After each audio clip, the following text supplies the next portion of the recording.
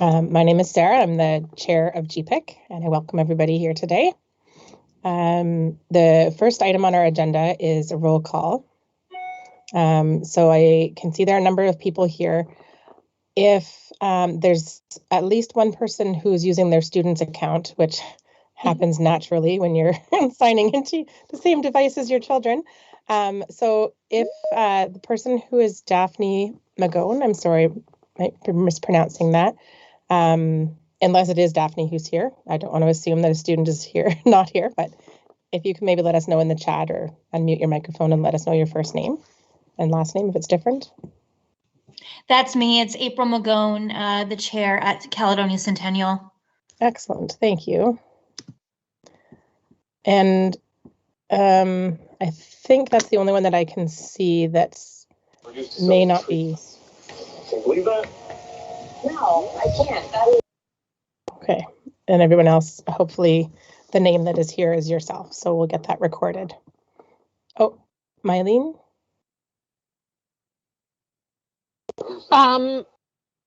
I've tried to get my son off my computer. Is it Milen? Milen? Yeah. It's not Dustin Serreris. I don't know how to check. No, it says Milen. Okay, perfect. Thanks. Thank you, Milen. That's great. I know school council, we missed a few because we only had student names, so we do apologize. Okay. Excellent. All right, and welcome everybody.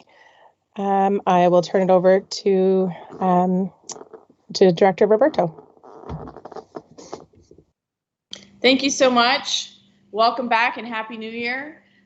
This evening, I would like to begin with the land acknowledgement. The Grand Erie District School Board recognizes the Haudenosaunee and the Anishinaabe as the traditional people of this territory. We acknowledge and give gratitude to the Indigenous people for sharing these lands in order for us to continue to work here today. This evening, I would like to once again welcome everybody. It's great to see a really good turnout. Just to note, through the chair, we have invited all of our guests, all of our parents that have joined for our first GPIC, along with any school council orientation members that joined us in November. Also, just so that you know, we are live. So the YouTube will stream, and we probably do have quite a few members viewing the session through the YouTube as well.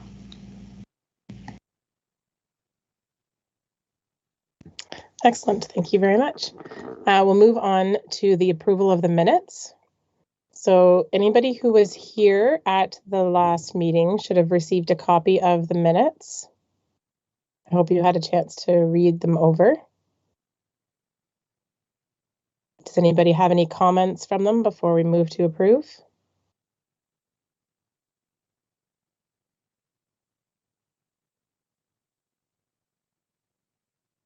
Okay, would anybody who was at the last meeting like to move to approve those minutes? I'll move to approve them. Okay, that's Casey. And is there a seconder? If any old person can second, I would do that for you. Were you at the last meeting, Melissa? You were here, right? Then yes, you may. You're not any old person. You attended the last meeting. Thank you. You're welcome. Okay, and does anybody not approve? We'll just say it carries, and that's great. And so then a debrief from the school council. Oh, sorry, that is with the email that came with the minutes on it. There was also a small debrief from the school council orientation. So I hope you had a chance to read over that. We're not going to approve that. That was just for information purposes, just to draw your attention to that. It was directly in the email, not a separate attachment to that. All right, we're going to move on to updates from the board table. Do we have, I don't see Tom here. Susan is here? I am here. Excellent. Would you like to do that? I would be happy to do that. So Tom's not on then? It doesn't appear to be. Okay, so that's fine. I'm happy to give an update from the board. So I have a few different things. In December, we had our nomination meeting, so we have changed positions. So I'm now the chair of the board. Brian Doyle is our vice chair.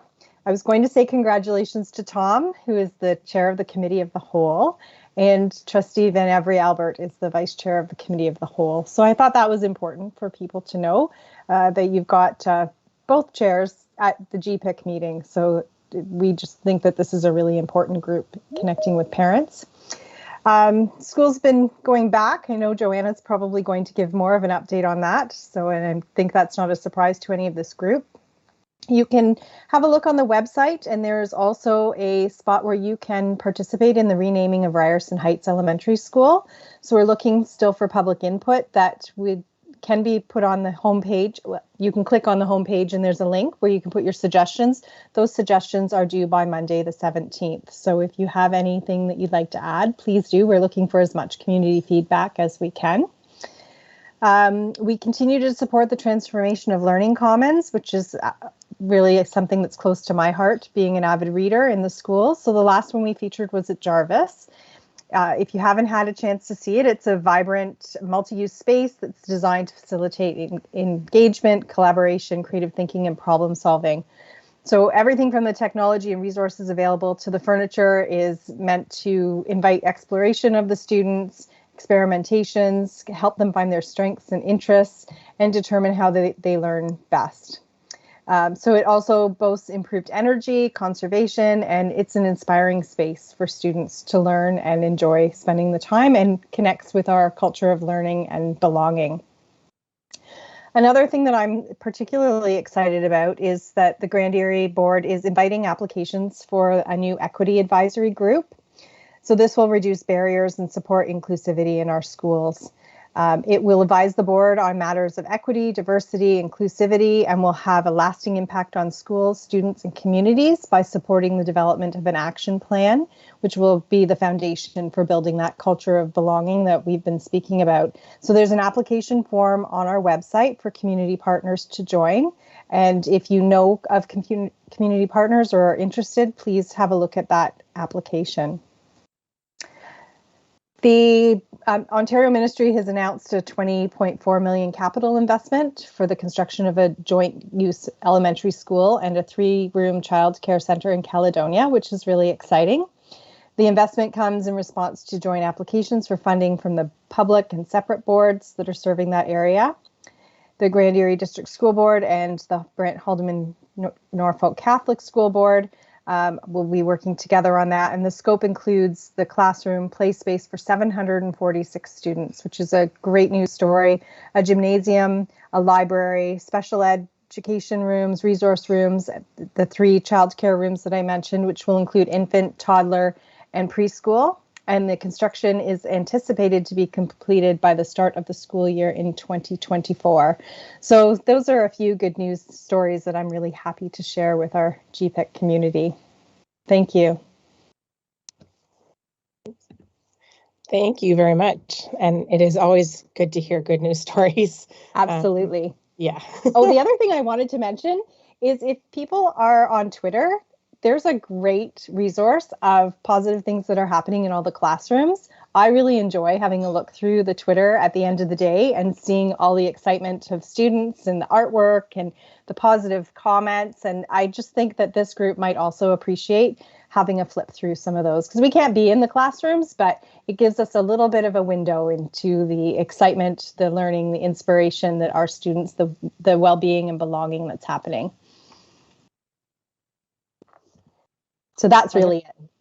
No, that's great. I do check on the Twitter. I'm not on very often, but I do get notifications of it. And it is always good to hear great stories and share them sometimes with some of the teachers at my school as well, too. So thank you.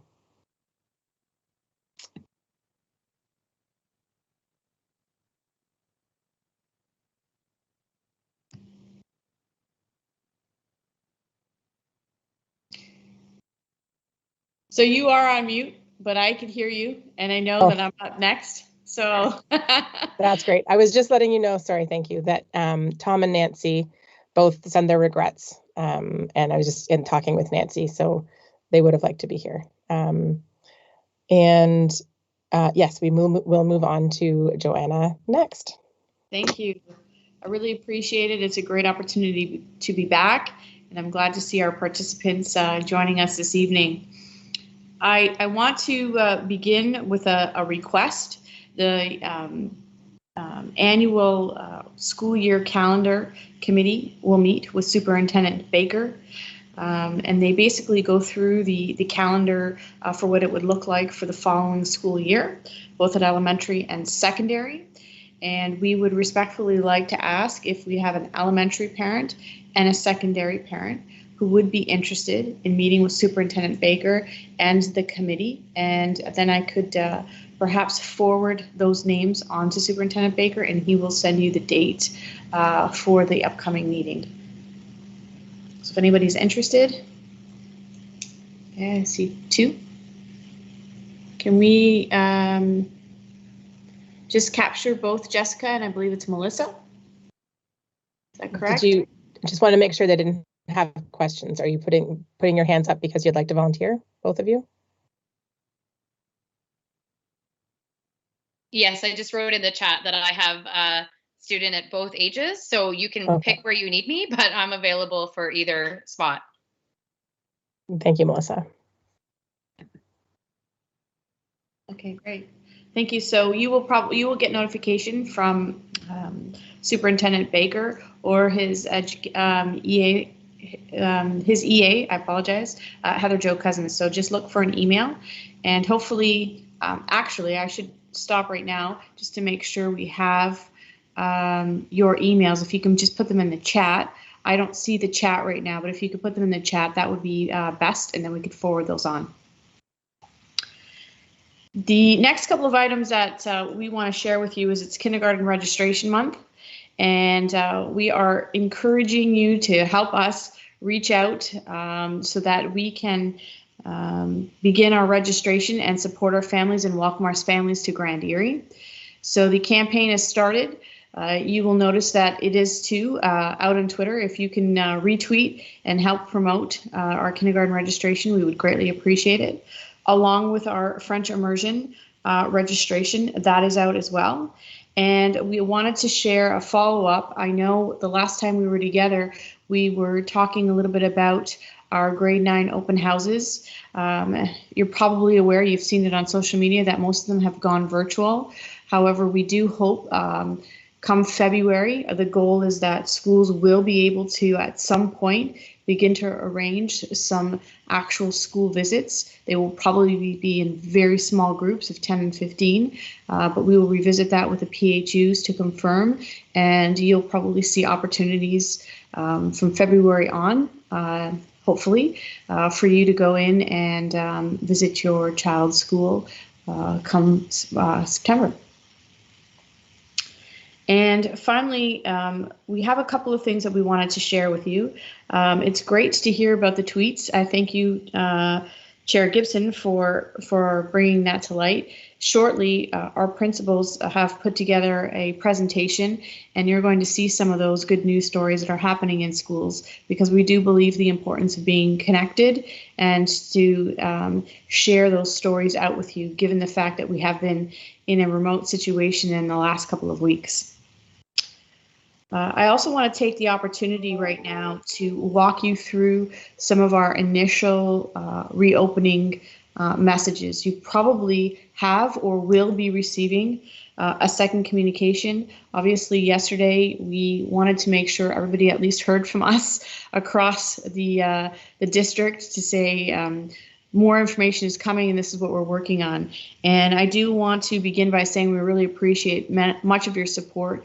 Lots of questions have come in, and also much of your support, patience, and understanding, as you know that this information is coming at us regularly, sometimes multiple times throughout the day, the end of the day, and often we hear it in media outlets or through media outlets. And so we do tend to take the opportunity to step back and make sure we have received confirmation of information that comes forward from the ministry and or from the PHUs, and we continue to work with the PHUs. In fact, this week alone, I've had 2 meetings, and we usually have a standing meeting once a week, but open to 3 now. So we'll be following up with them tomorrow. I know it's a difficult time for all of us, and we recognize that the variant that is circulating right now in our community has caused us to switch gears. And having to switch gears, we have to respond to different ways of doing things. And that also takes some time to unpack the guidance documents that are provided to us. And so this evening you will receive some information from us with respect to what it's going to look like come next week. Keep in mind, Monday for elementary will be a PA day. So that start will begin on Tuesday. I do want to recognize our PHU, both PHUs actually, and the opportunity to be able to work with them, because I can tell you that their support has been positive experience for us as they help us understand what they work through and unpack the health and science components of things, and we give them our perspective on what's happening in schools and how educators and parents and students are feeling, and how to make sure we're doing the best we can in terms of our level best in responding to the changes that have been brought forward. So we do want to continue to highlight that and thank the PHUs for their ongoing support. And I'm going to tell you right now, we recognize that these are challenging times again, and there are lots of unanswered questions. We're going to do our best in the next little while to unpack. We don't want to inundate you with tons of information, but we do make sure we have a temperature of what's happening in schools. Our principals are phenomenal conduits to keeping us informed and helping them respond to things. Know that every school community is different as well, but we do have our guiding principles from the ministry and the PHUs, and that's where we will ground most of our decision making. I want to share with you that the screener, the COVID screening tool, has changed again. And so that is a really important piece for all of you to be aware of. As part of that COVID screening tool changing, what we're going to do is make sure that you understand that it's new. There's more sensitive direction around symptoms and isolation.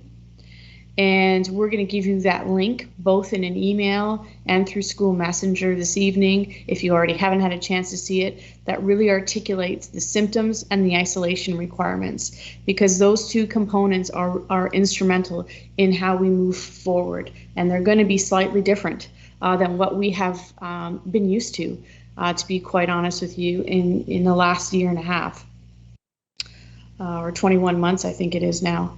So one of the things that we want to commit to, and I'm sure that it does become exhausting after a while to constantly get a school messenger. I can't imagine always receiving them on the other end, but we want to do our due diligence, and we want to support you and help with that constant reminder. So for the first little while, we are going to be sending you a daily reminder to make sure that that link to the screening tool that we provide you with is followed to help to protect everyone's safety and health at this given time. So schools will also have some paper copy versions. So if you don't have internet access, etc., we will be able to accommodate, as well as supporting families in terms of any language translation that will be required to help them. So that's going to be coming to you for elementary students regularly. I thank you for your patience and apologize if the constant reminder is over the top, but it is a strategy for us to also report to you as parents, to say this is what we're going to do to not only ensure your child's safety, but everyone else in your child's class and schools as a reminder. For those of you who have secondary students, they are much more independent, and that status quo process that we had in the fall with them receiving an email and the Grand Erie email accounts to complete and verify their screening will continue. And we're going to provide you with a useful decision tree that came from the Brant Public Health Unit to help you when you're noticing that your child is exhibiting some symptoms to stay home. So I encourage you to unpack the link that's there. I know sometimes there's too many links. We tried to be very selective in our information to you so that you don't feel like you're on information overload, but that you have the most important pieces of information to help you move forward with your child before sending them to school. We are going to have to verify with the Norfolk Health Unit to ensure that they too are on board with the decision tree that the Brant unit has provided us with.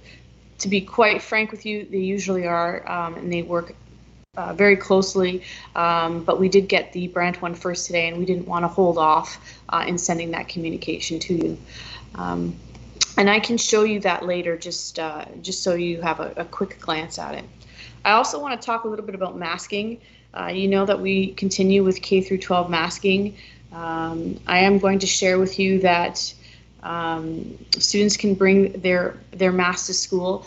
We have not been provided with N95 masks for students, but they're allowed to bring them if you have them. That is your choice. What the ministry, or the province I should say, is continuing to provide us with are those high quality cloth masks, and we will continue to have those on hand for students who need them. So we've been receiving a lot of questions around that. Is the province providing the N95s for students? No, at this time they're not, but they're giving us the 3-ply cloth masks for students. Again, optional. But we will have them for your children or your child when they come to school. All educators will have them, the N95s. They'll be the non-fitted ones as well, and we'll also have the ASTM level 2 masks available. Those are the medical surgical ones that we're all familiar with.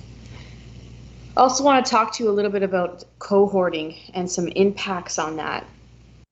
We recognize that the guideline is slightly different, again, really stressing cohorting outside at recess and breaks as much as possible.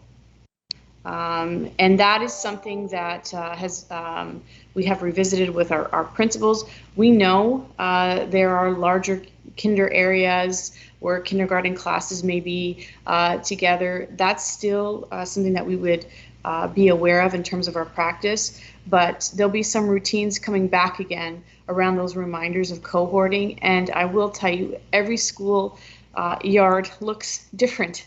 But I do know, and we have lots of confidence in the direction that our principals and staff are putting into place to revisit that and to get those routines up and running again.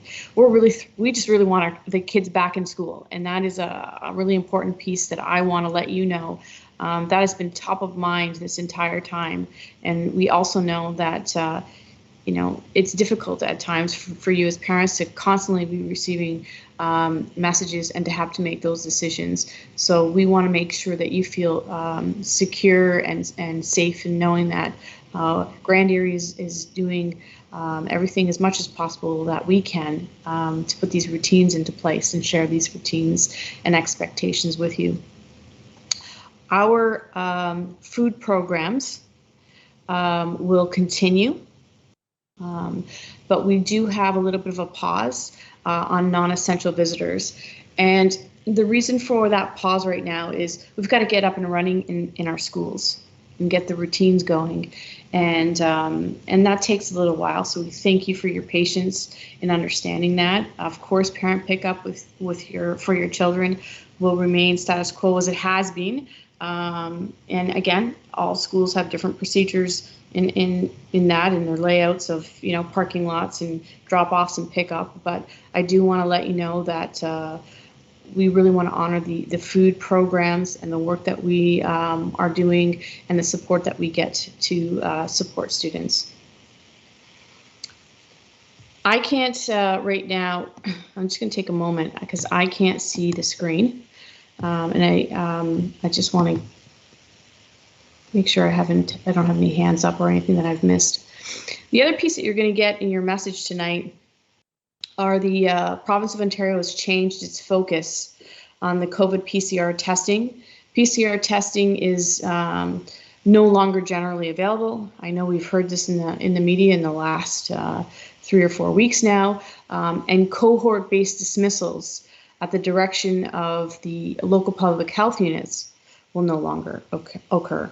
So that's new and different than what we have all been used to in the last while.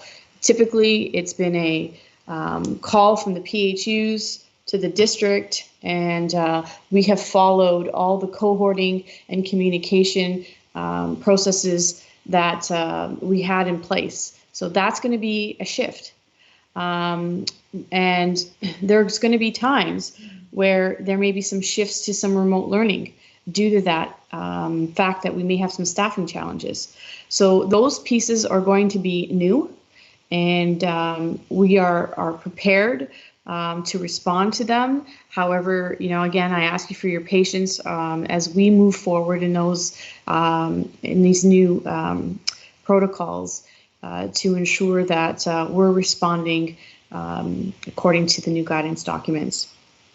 The self-assessment through the daily screening and the combined rapid antigen testing, when and where available, will be the basis of isolation decisions now. And again, I'm sure this is nothing new to many of you who have, I'm sure, been tuned to the news and the media, but the rapid antigen tests that I want to talk to you about that we have received will be distributed and are in schools for staff and for students as supplies are available. So we understand that we will be constantly replenishing our supplies. And in fact, we're up and running now, and the teams are, if they already haven't finished delivering, they will by tomorrow to all of our schools. So those are some initial goals that we wanted to share with you so that you know that we will have those readily available in schools, and we will be able to distribute those as we get going. Schools also, if you heard in the news, have a limited supply of PCR take-home tests, and those are to be used only for staff and students who develop multiple symptoms at school. And if that is the case, that's when we would send those home for you with your child. So that is another additional piece that's new to our actual pivot in responding to the guidance documents. And I know there's been lots of questions about unvaccinated staff.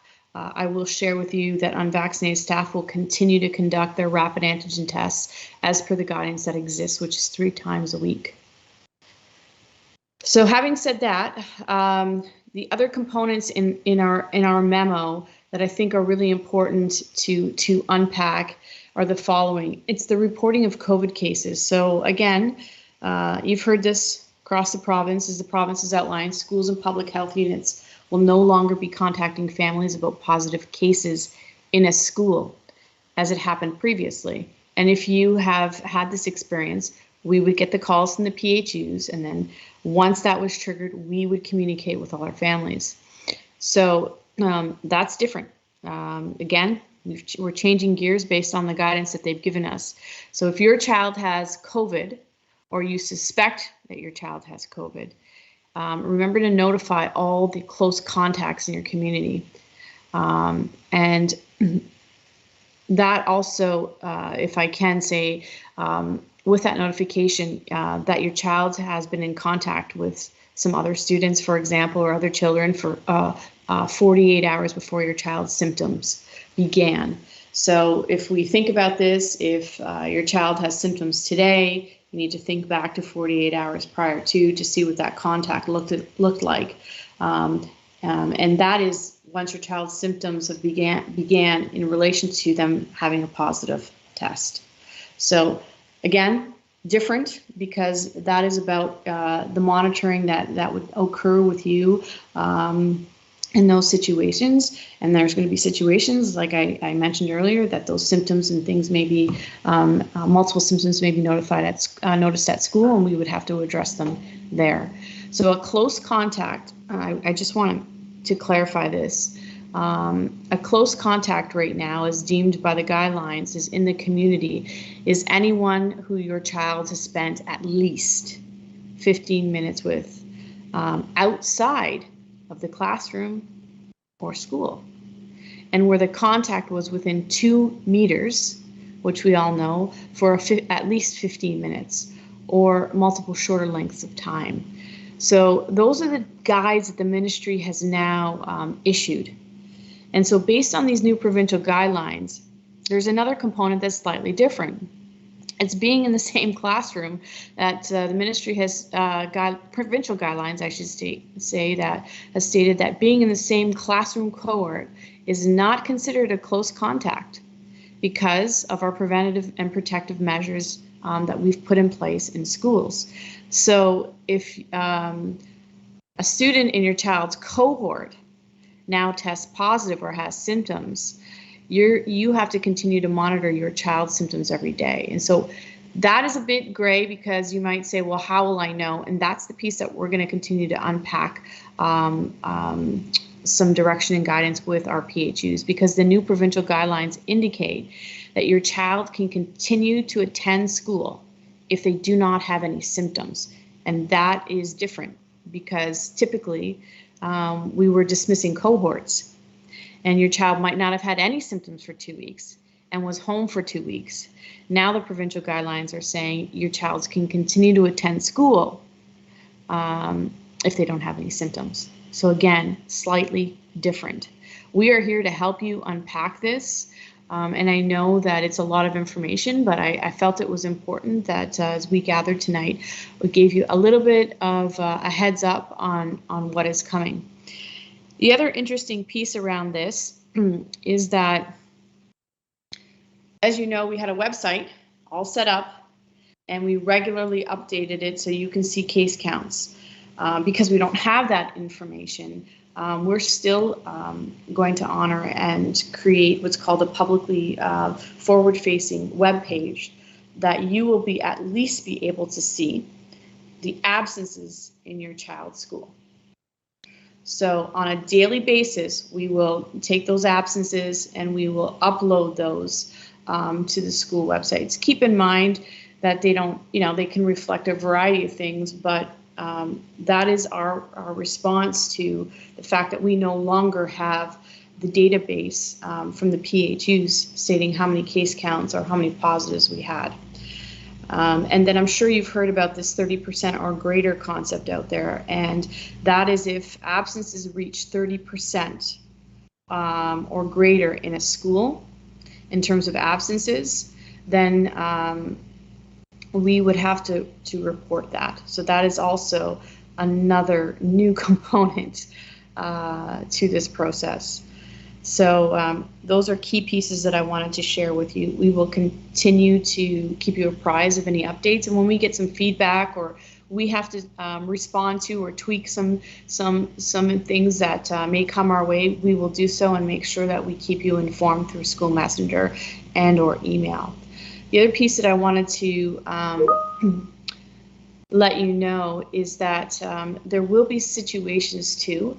It's kind of like the last resort of closing schools. We had probably about 8 schools in the last year of 72 schools that we closed, in consultation with the PHUs. So that kind of gives you a bigger picture of 72 schools and what happened in Grand Erie and what does that look like. But really, the PHUs will not be consulting to say go ahead and close schools anymore. That is not part of their work, but they're still open and have been committed to, in fact, today, to supporting us in consultation if there are any concerns that we may have to raise with them. And finally, if I can, I know we haven't received a lot, and I'll be honest with you, there's been a lot more of who want to get back into school and get routines up and going, but there is still some concerns about coming back right away. And I want to put that right out front. We have had some families who just are not comfortable just yet. And our priority at Grand Erie is that we strongly believe that we support in-person learning. We think it's the best option for students. However, we do know that it's going to be families that for compelling reasons aren't convinced right away on Tuesday morning. And so we will work with school-based principals if those scenarios occur. And for temporary measures, we've had some parents that have said, you know, maybe for the first couple of weeks, I think that I'm going to remain in remote. What can I do? It's not like I want to go completely to a virtual setting from now till June. And we feel that the most important piece is that your child is connected to their classroom as best as possible if those situations come up and those requests come to schools. And so what we're going to do, and you'll see in the messaging that will go out, is we all have Brightspace up and running. And so the classrooms will be available with asynchronous learning activities if families do decide for a little while that they feel a little bit more comfortable in going asynchronously and not going to school right away. And the classroom teachers will connect periodically remotely just to be in touch, but that will also give families the opportunity of not having to pull their child out and then not have that connectivity when we're ready to come back. So the importance of being connected to their classmates and their teachers will still be there. And again, those inquiries can be made through the school principal. So a lot of information as we work through things. And I thank you for your patience in going through this. It is new. And we are going to do our very best to support you and schools during this time. And I do have one question about, will families have to isolate if one child has COVID? Yes, and in the screener, if you give me a minute, I will do my best to give you a quick glance if I can open it up.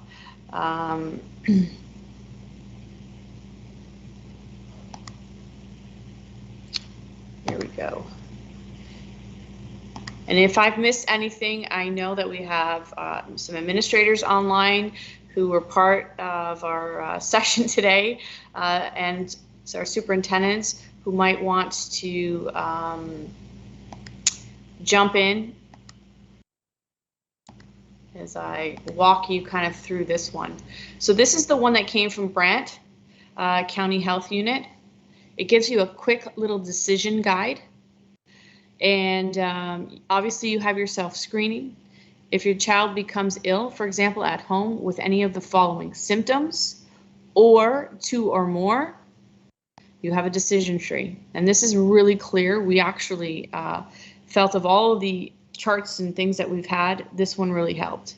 It is likely, if it's yes, it is likely your child has COVID and must isolate at home. Your child must isolate for 5 days from their symptom onset if they're fully vaccinated or they are under 12 years of age.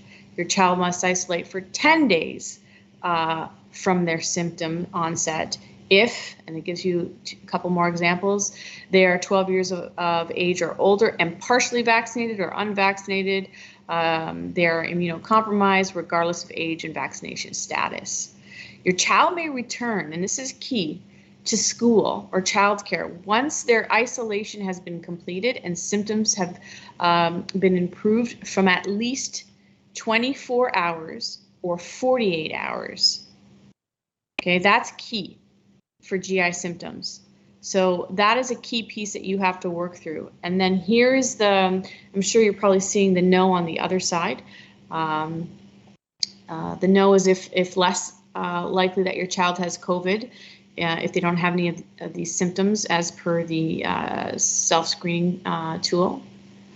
And the difference here is your child may return to school or childcare when their symptoms have been improving for at least 24 or 48 hours from their GI symptoms. But take a look at the bottom boxes here.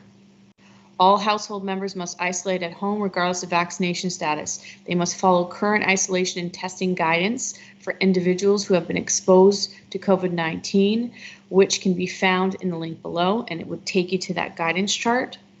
And unfortunately, I have a text box here that I can't move. I do apologize.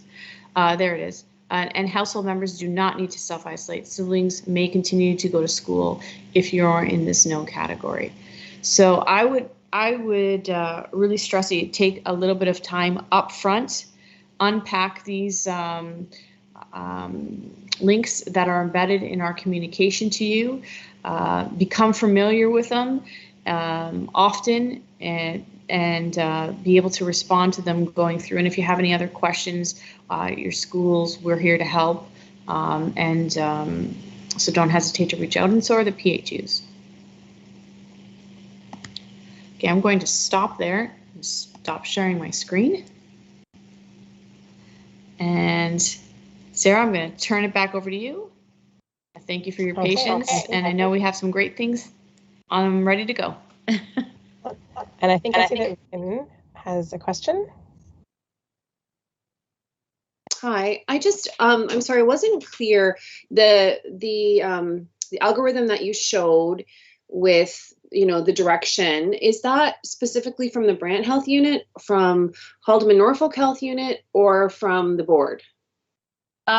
This one right here that we embed, just give me a second and I'll put it back up for you. You're going to see that in the link tonight. Now, this is the one I had mentioned earlier. We're just waiting for confirmation from Norfolk. Usually they provide and issue things at the exact same time. We didn't get that one from them today at this point in time, but they have this one in their hands, and normally they're fairly close. So as soon as we get that that one, or they say, yeah, we're in agreement with this chart here, we will let you know. But see, this link right here, yes, is the most important one. Okay. Because that one is going to get you the prompting screen, and that's the one that, be patient with us. We're going to send a reminder to you for the first little while to get into that routine, to check first. So I was on that earlier today just to check it out. I mean, that's the screening one, which is very clear. Yeah. But as far as the steps to determine which, I mean, if the health units are not completely identical, it's not simple for parents. I mean, there's an exorbitant amount of information out there. So I think it's important that Grand Erie is very clear as to which pathway you're going to follow if they're not identical. Yes, I totally agree with you.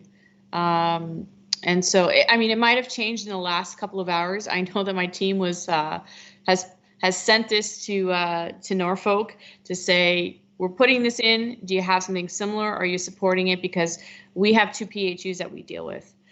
So we will definitely get it to you if there's anything that's different. I think what Brant just did is kind of got a little bit ahead of the game and thought, all right, we'll simplify it so it's something that you can just quickly follow from that. And so that's why we included it. But 100%, we will make sure that we either get the same one from Norfolk so that you have that.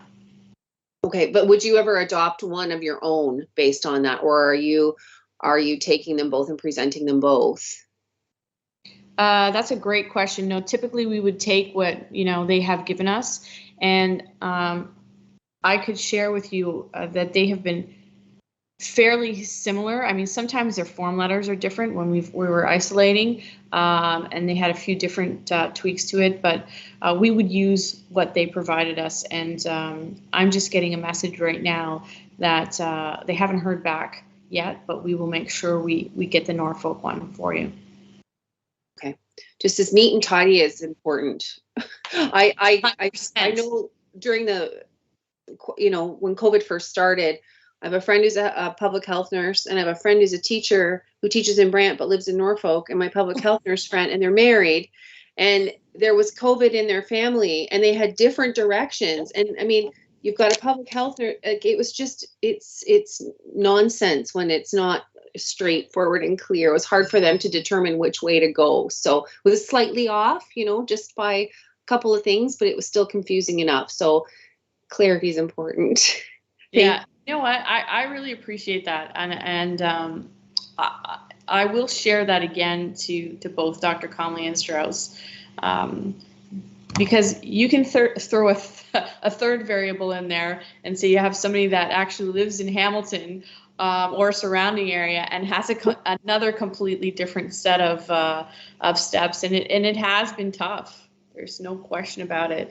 But we'll get clarity, and we'll try to do our very best to make sure that, if not exactly similar, that either endorsed or give us something that we can share out. Great, thanks very much.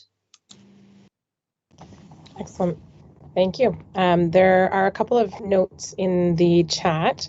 So first, Melissa has a question. Will there automatically be asynchronous learning available to high school students if they need to stay home with symptoms or for family isolation?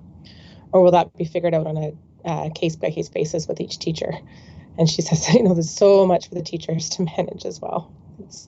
Don't know if we have an answer to that yet.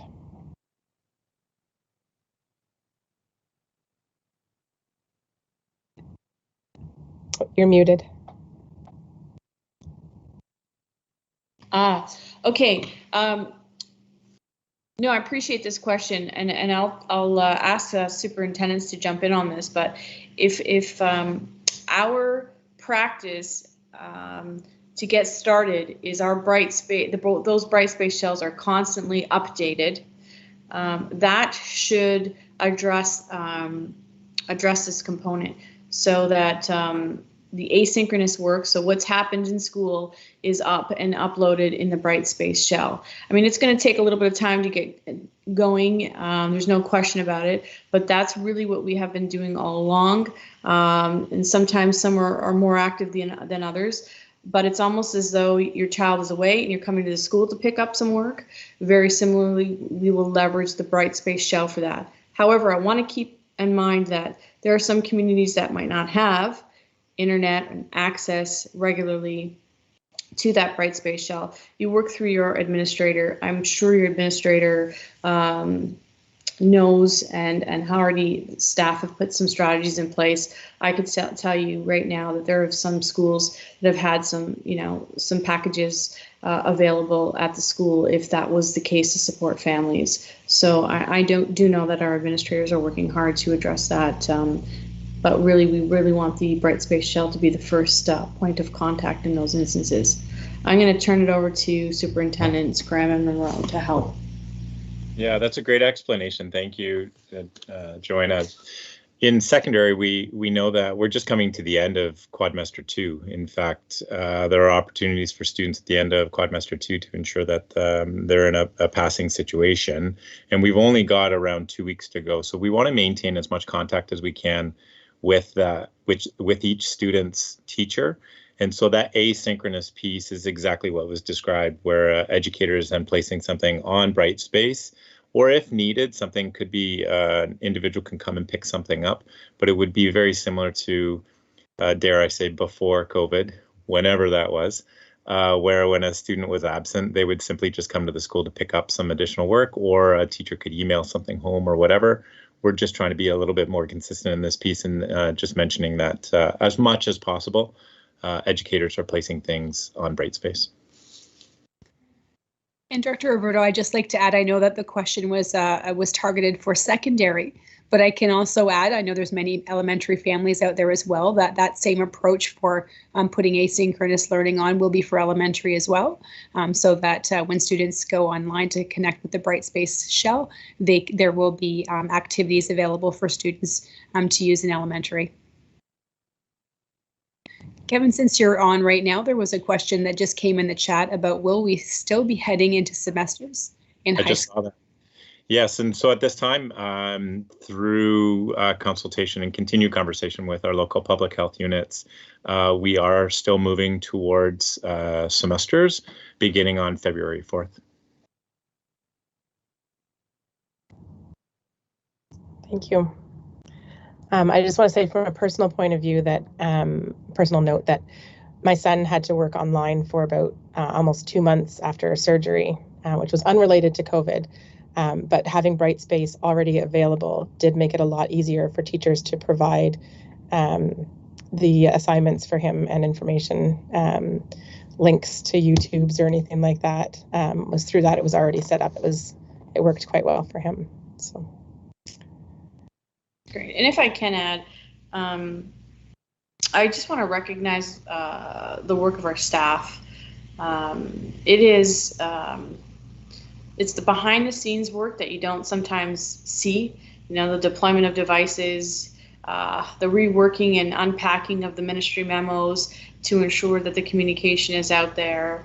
You know, the preparation to reach out with families, it is a lot. I will tell you that our device distribution, you know, tripled in the last couple of weeks from last year. And so, you know, thank you for your patience. And like I said, Lena Trey, who does a superb job in helping and leading and liaising with the public health units, was phenomenal.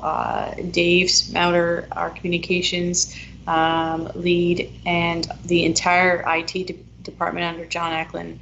I mean, it's endless. Our principals feel it, our educators feel it, our union partners.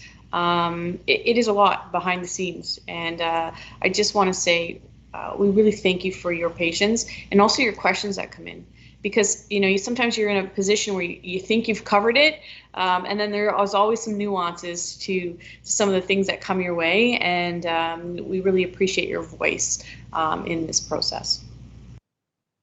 So I did see a question here about supply teachers cannot be confirmed for a classroom, that the class will be required to either stay home or that the students will be distributed into classes. Okay, if there's absences. That's a great question. I'm sure you know across the province, it's shortages from EAs to teachers, etc. We feel that we do have a pretty comprehensive plan as to how to do staff coverages, but I'm going to put it out there right now. We don't know what the next couple of weeks is going to bring, so that's why that whole opportunity for us to adjust and get back into routine and get the pulse of what's happening, especially with the 5-day isolation in these instances, to see how we can respond. So we have a pretty step-by-step process in terms of our OTs and getting them into schools. I would like you to know our support staff is on hand, our central staff, and we also have student teachers that they're called almost like unqualified because they haven't, you know, completed but can come in. We've got a list of retired teachers who now can maximize their days right out to the end of June now. So we have a comprehensive list of how we're going to do coverages, but there will be times. There are, you know, I want to be completely transparent with you around this, where that concept that I shared with you about trying to maintain cohorts outside in the ministry guidelines, there is discretion there to say cohorting could happen in schools in these instances. Now, would it happen for weeks on end? No, but there may be a couple of days where there would have to be some cohorting if there was some shortages. Our last resort is to close a school and go to pivot, but there may be instances where some classrooms may have to, or we're faced with what you stated there around some shortages and absences. So that is a priority, our safety of our staff and students. And if there are a couple of days where that might happen, that we would know that our administrators would always obviously track that. Some kids have gone into this classroom, or some have gone into this classroom, just to address that. So it could happen, and we've been talking about it, but we feel that we've got a pretty good plan in place to triage the best we can in these instances. We'll have a better feel for it too in the next couple of weeks. And Director Rudo, can I add one little thing to that? So as you mentioned, a very robust plan before we got to cohort, but if we do end up in a situation where we are required to cohort, I can report that administrators do this very thoughtfully, which means if a group of students is required to cohort with another group of students, that would become their cohort. It's not, one day here, one day here, one day here. So it's a very consistent approach to the different cohort, for lack of a better word. Thank you. I did get confirmation just now, and I will share it with you, that the Haldeman Norfolk Health Unit is creating a very, I have here similar, similar chart. So maybe we'll get it by the end of the night, and we can do a compare and contrast there. So at least it's coming. So I just want to let you know. Great, thank you. I cannot imagine all the work that has to be done by everybody, changing so many times, and it's very much appreciated. We can, I think, move on from the director's update. Thank you, everybody, for all the questions that you have asked, and I'm glad we have this forum that we can discuss these to answer your questions. The next item on the agenda is the GEPIC Chair's update. My update is actually included in the next bullet point on the agenda. So together we're going to be discussing some of the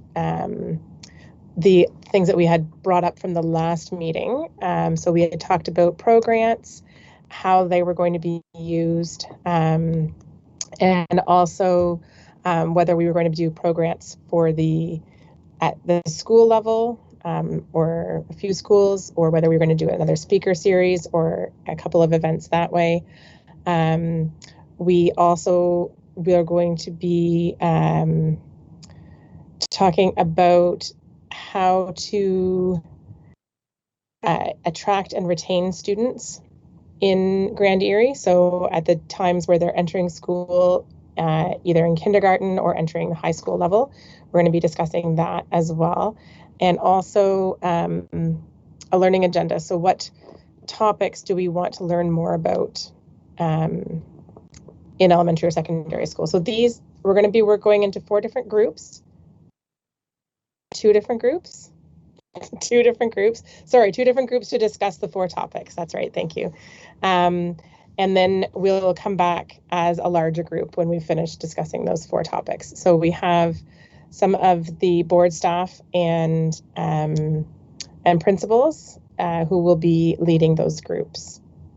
Correct. And just before we do that, I'm going to unshare my screen because they have a little intro to that, just quickly highlighting some of the great things that are happening across the district.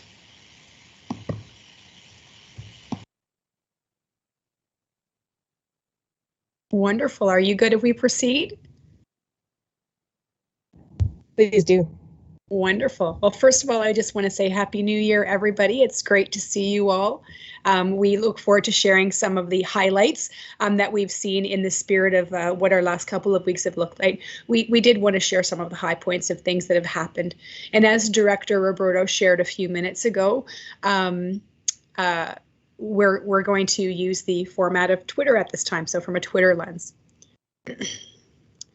So here are a few, in case you can't read the words, here are a few images from some of our educators and our speech and language pathologists throughout at the beginning of the school year. So in the first one on your left, this is a teacher who's really talking about getting her classroom ready. So that was definitely a big focus in that first week, was educators getting ready, and you can see that they've capitalized on 2 screens.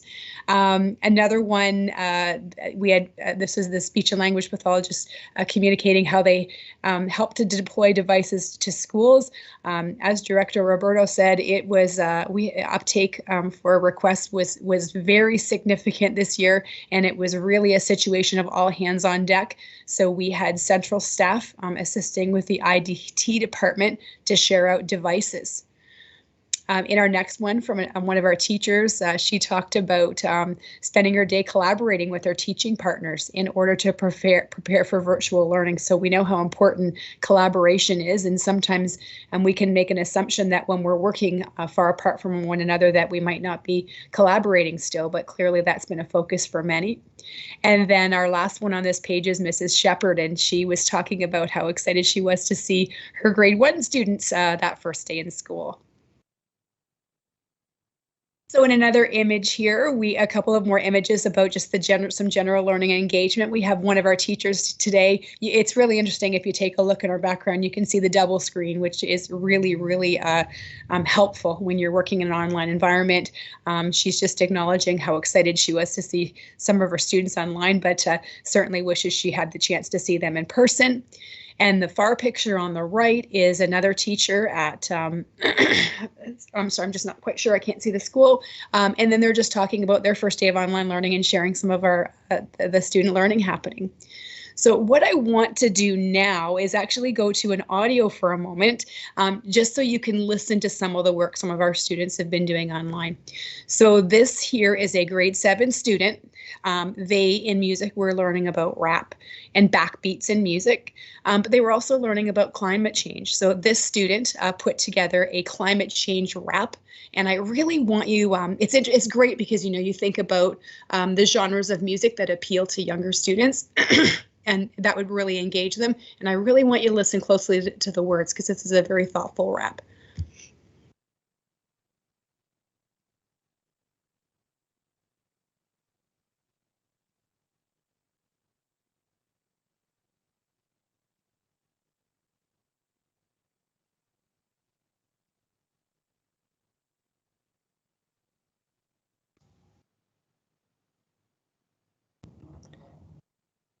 Lisa, if it's supposed to be playing, we can't hear it. Oh, sure. Okay. Yes. Just a moment, and I do apologize. I'm going to share my screen one more time, and I just you think I haven't done this before? I've done this so many times. I just forgot to hit the audio button, so my apologies to the group. This is worth the wait, so I will try this one more time. All right, pressing start right now, so you should hear it.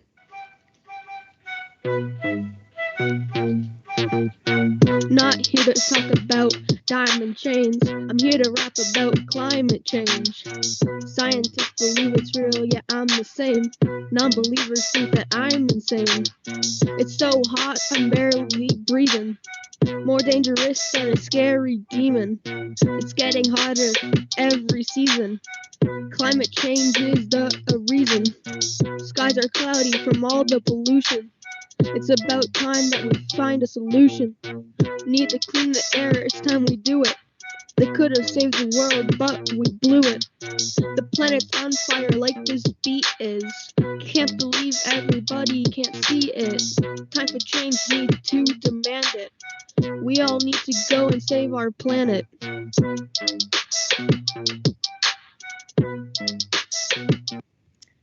Great.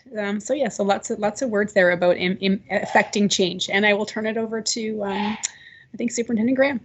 Yes, wonderful. I'm not going to rap this. I don't really have those skills. And that was wonderful to hear. Thank you. What I really love about these tweets right here is actually the anticipation and I'd even say excitement. I know through change and maneuvering from an in-person to an online environment is not an easy task. But when we take a look at the tweets that you can see up on your screen right now, the first one on the far left is just that excitement around connecting back with students after returning from the winter break and looking at New Year's resolutions, just to make that connection. And when we think about connections, we know that connections, yes, it's great when we're in person, but we can still make those connections online and through different medium. And we can see that's quite evident in that first tweet. The second one is again, taking a look at what is that asynchronous learning going to look like in those first couple of days? If we remember back to last week, that asynchronous piece around looking at family portraits. It's just wonderful to take a look at those kinders as they come together and being able to share. I'm not an elementary teacher, or I wasn't an elementary teacher, but I know even through my kids, I think being in a kindergarten class would have been an amazing opportunity just to listen and just to see what they come up with. And I've heard great stories about what that looks like even online. So it's wonderful to see that.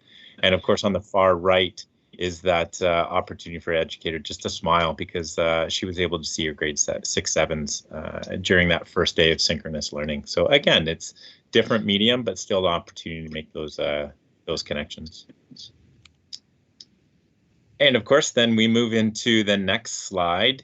And yes, it's still about those connections, but that continued learning. So that far left tweet speaking about what that means to use math every day. And as a prior math teacher, I take a lot of pride in even reading this too, seeing that math is everywhere. And so as that educator does a little warm up with real world connections, and we can see even the topic and the product that she's using, that there's math that's quite evident there.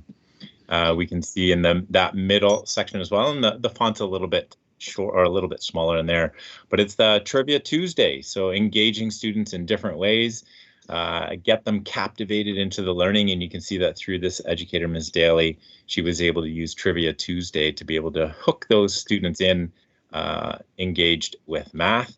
And of course, that far right, taking a look at bargains. And yes, which is the better deal, the Celebration cookie or the Oreo cookie? As a camper myself, I really like the Celebration when making a good s'mores. So that's just my little tidbit of information. But it's great to see those examples and how educators are garnering education through Twitter.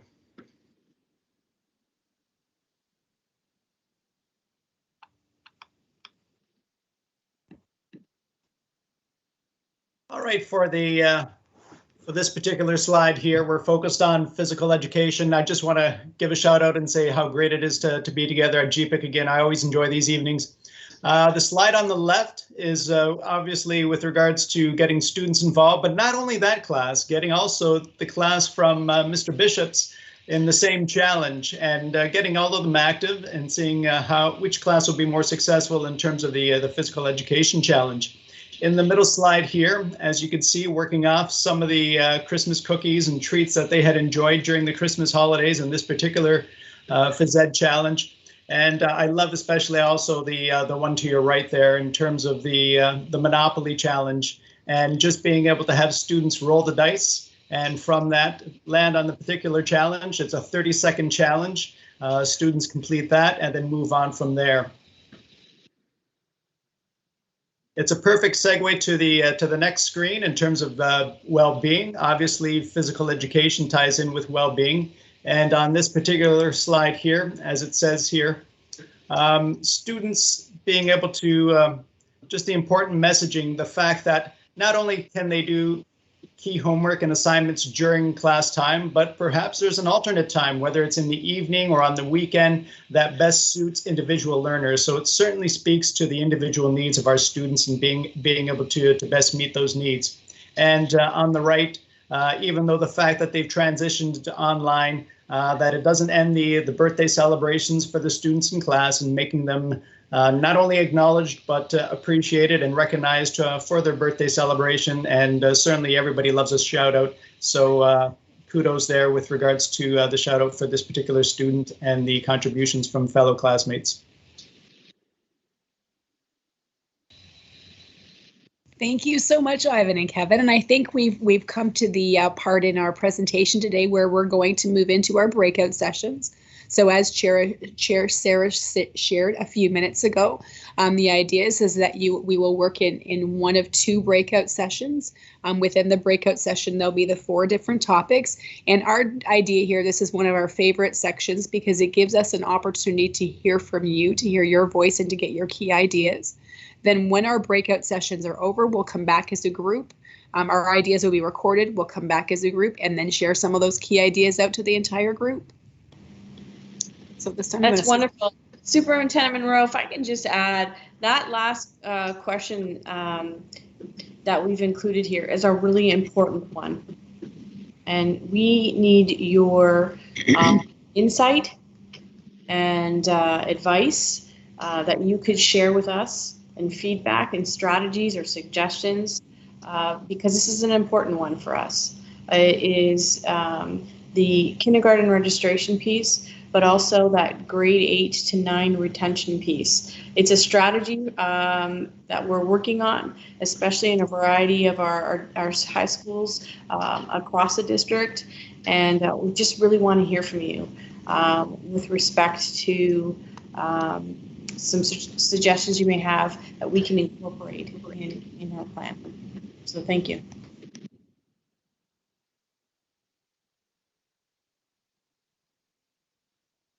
So at this time, are the breakouts going to begin, Christina and Jason? Okay, great.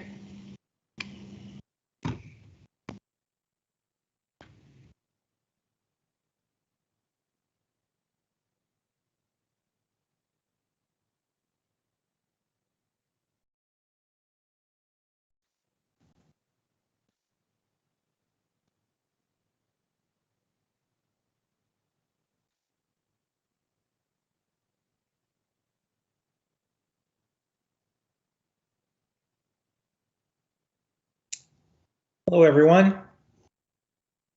I think we made it. I think we did. So Superintendent Graham, do you want me to start with the first slide? You can. Just a quick introduction first. Yep. I know that you heard my voice and saw me before, but just in case you were new to this meeting, I'm Kevin Graham, Superintendent of Education, responsibilities for secondary education as well as K-12 Indigenous education across Grand Erie. Very happy to be in. I think we're group number 1. Being group number 1 is always the best, right? I'm Barkev Palladian, and I'm Vice Principal at École Confederation in Brantford. So welcome to any new members that are here today. Wonderful. And to the ones that have been here before. That's right. That's right. But yes, as you did begin, so thank you to everyone. I think what we'll do is I just quickly put up on the screen, we've got 4 areas. We're going to spend roughly 5 minutes or so. We don't have to sort of keep track exact down to the second, but 5 minutes or so for each one of these 4 areas. And our goal is to gather as much information as we can and input with this group. I'll be taking some notes down just based on our conversation so that we can feed that forward and be able to provide some great resources and suggestions moving forward. So I know Barkev was going to speak to the first one, which is selecting future guest speakers or potential future guest speakers. And I've got a Word document here. So Barkev, I'm just going to throw that up on the screen. Can we see that? Yeah. So I guess part of the power of our voice is that we have the opportunity to sort of guide our learning. And one of the ways that we can do that is by bringing people from outside of the board in to provide us with some speaking, some learning workshops, that kind of idea.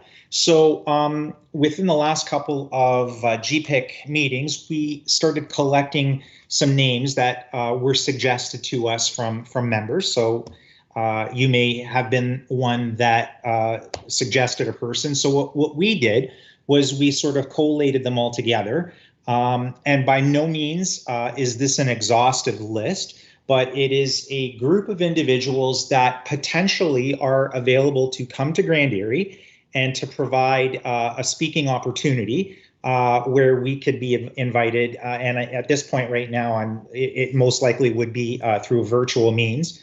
But what I think might be an opportunity for us at this point is to maybe look through the names that we've collected so far, add any others that you may know or think of that you think could also be included in this group, and potentially come up with a list of maybe our top 3 selections, and then we can then take it from there and see who might be available or who we could get to come to Grand Erie.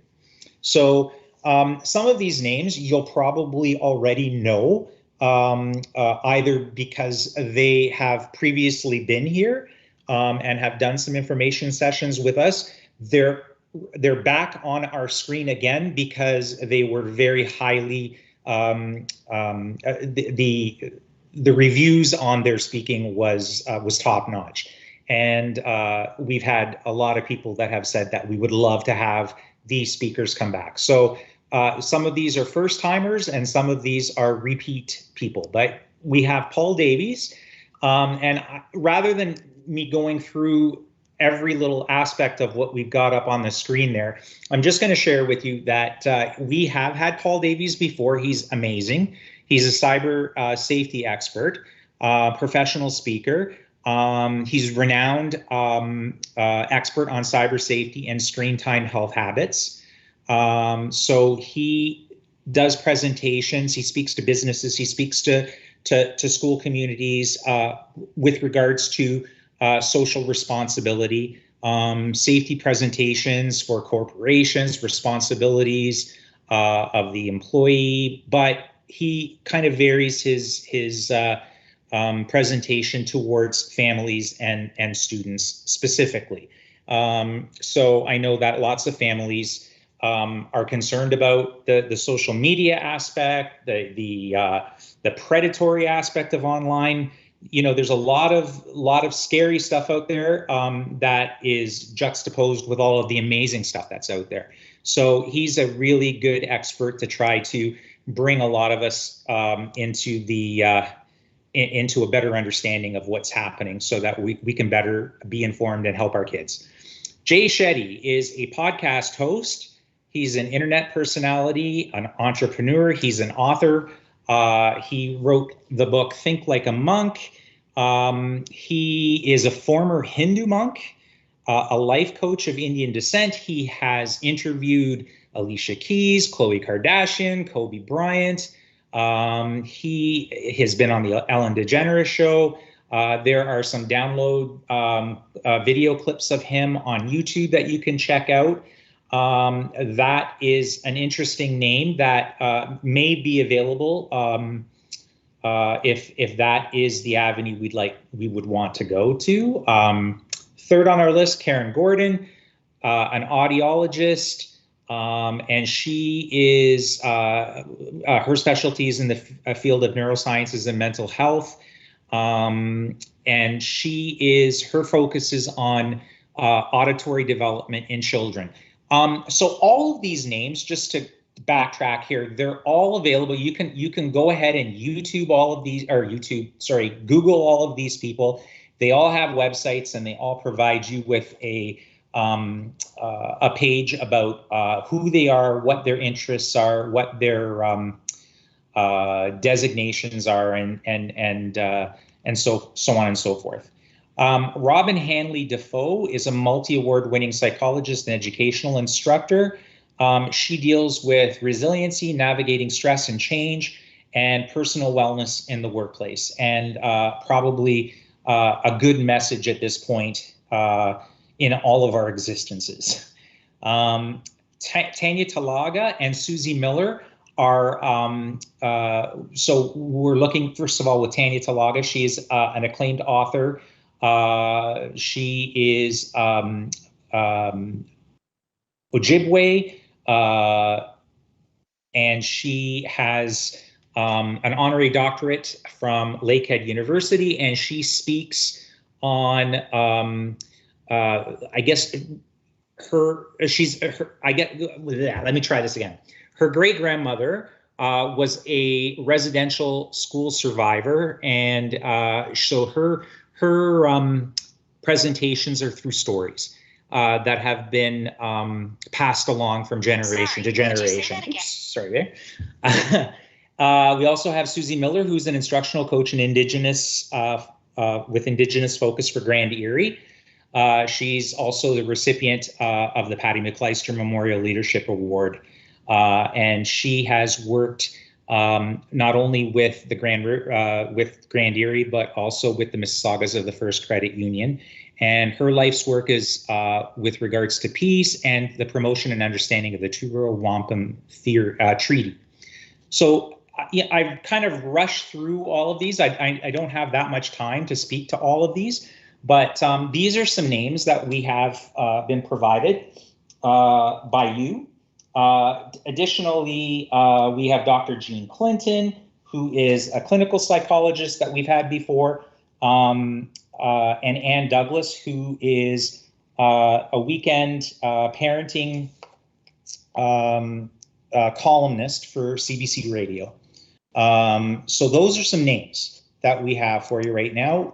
If you guys have additional names of people that you would like to include on this list, you know, we can certainly add that to our list. But what we're looking for right now is some feedback from you as to, you know, what kinds of speakers would you be interested in? What would be something that you would take the time in the evening to be able to spend a few hours and listen to? So I'm gonna pass it on to you guys at this point.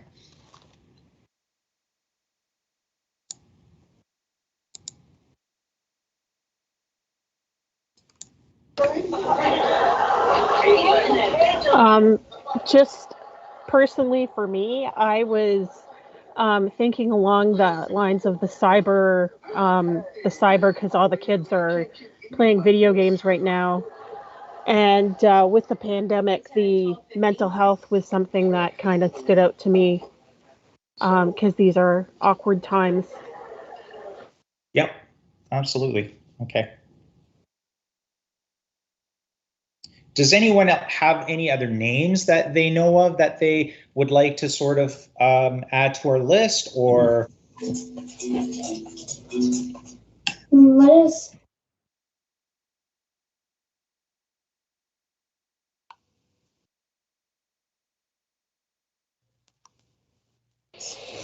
I don't have any other names, but I'd have to agree to say that the cyber safety would be really great. Mm-hmm. I don't know how doable Jay Shetty is, but I've read his books. I've followed his podcast.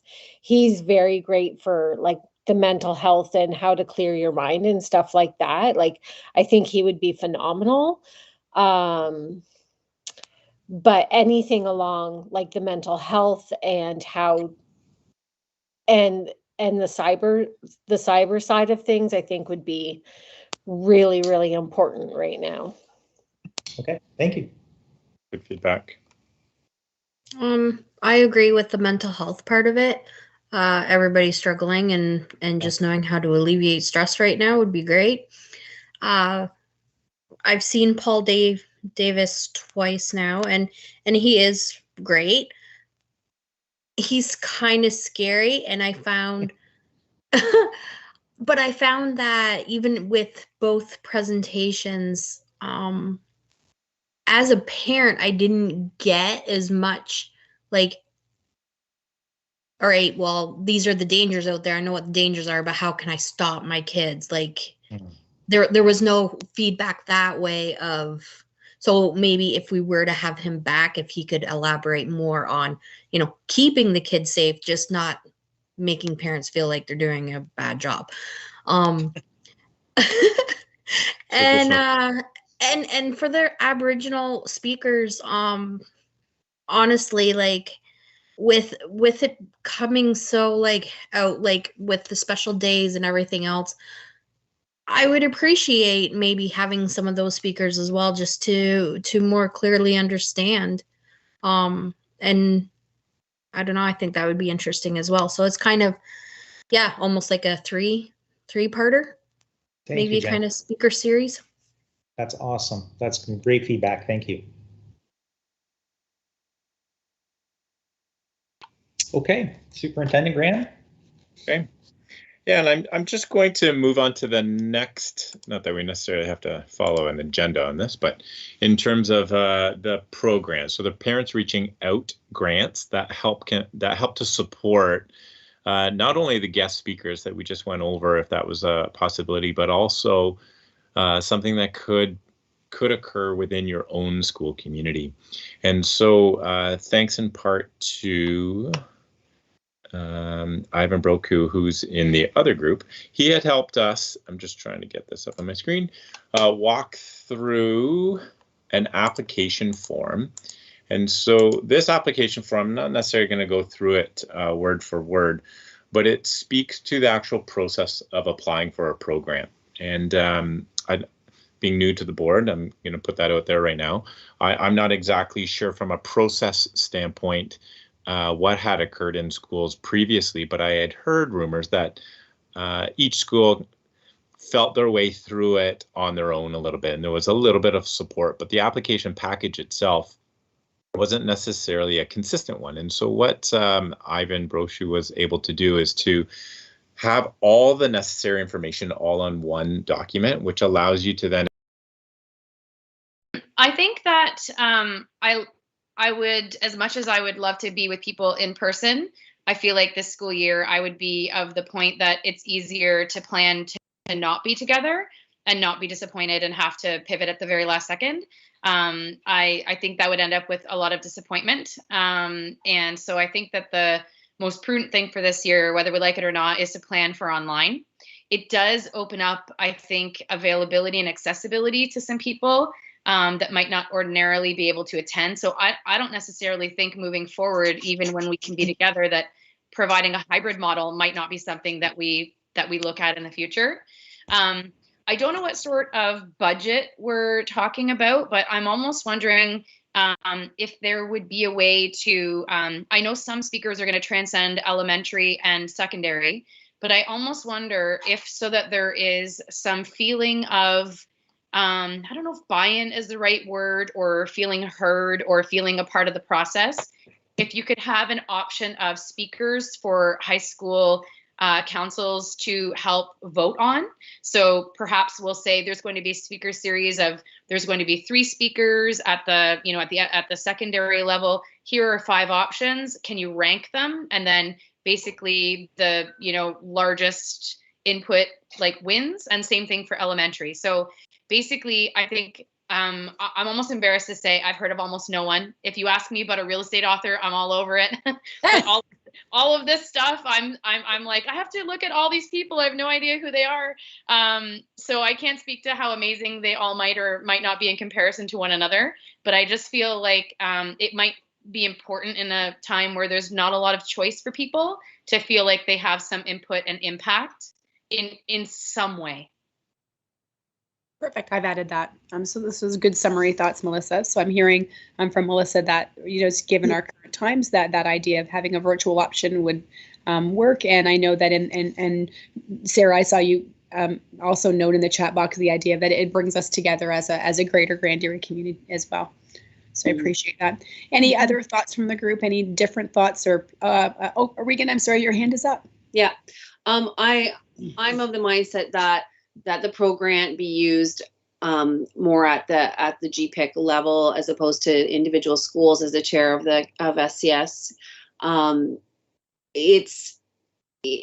feel we're getting more bang for our buck. We can maybe have a more well-known speaker, and then again, it brings some cohesion between other schools to come out, as opposed to just one school hosting one author, which hasn't been successful in my tenure, that's for sure, or in those that came before me, from what I understand. So I'd love to see somebody bigger, a little more well-known, and with quite a bit of promotion.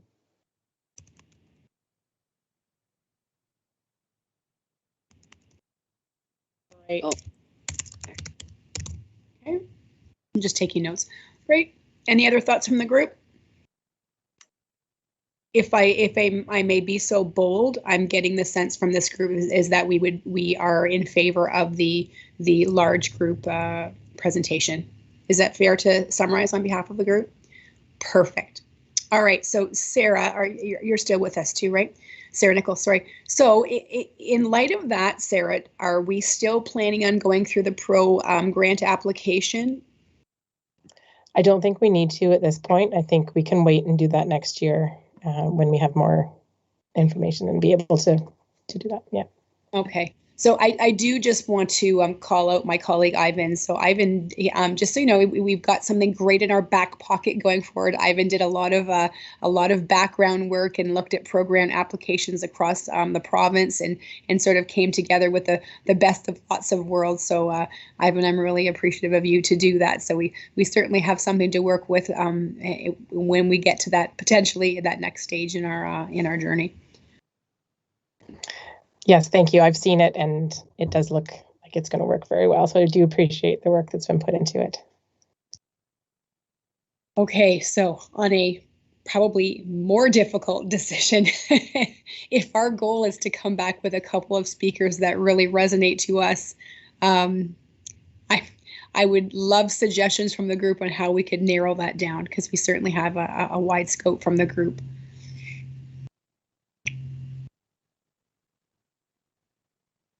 Someone had the idea of putting a survey, so putting all of the names on a survey and putting that out. And I think that would be a great way to kind of gather feedback and might help kind of advise the choices. It's hard to pick. Okay, that's a good idea. If there's time for that. I don't know what the timeline is. I really like the topic of the TED Talk gentleman, right? The very first one that you introduced. He was Gordon? Yeah, I thought that was a good topic, and that's very current.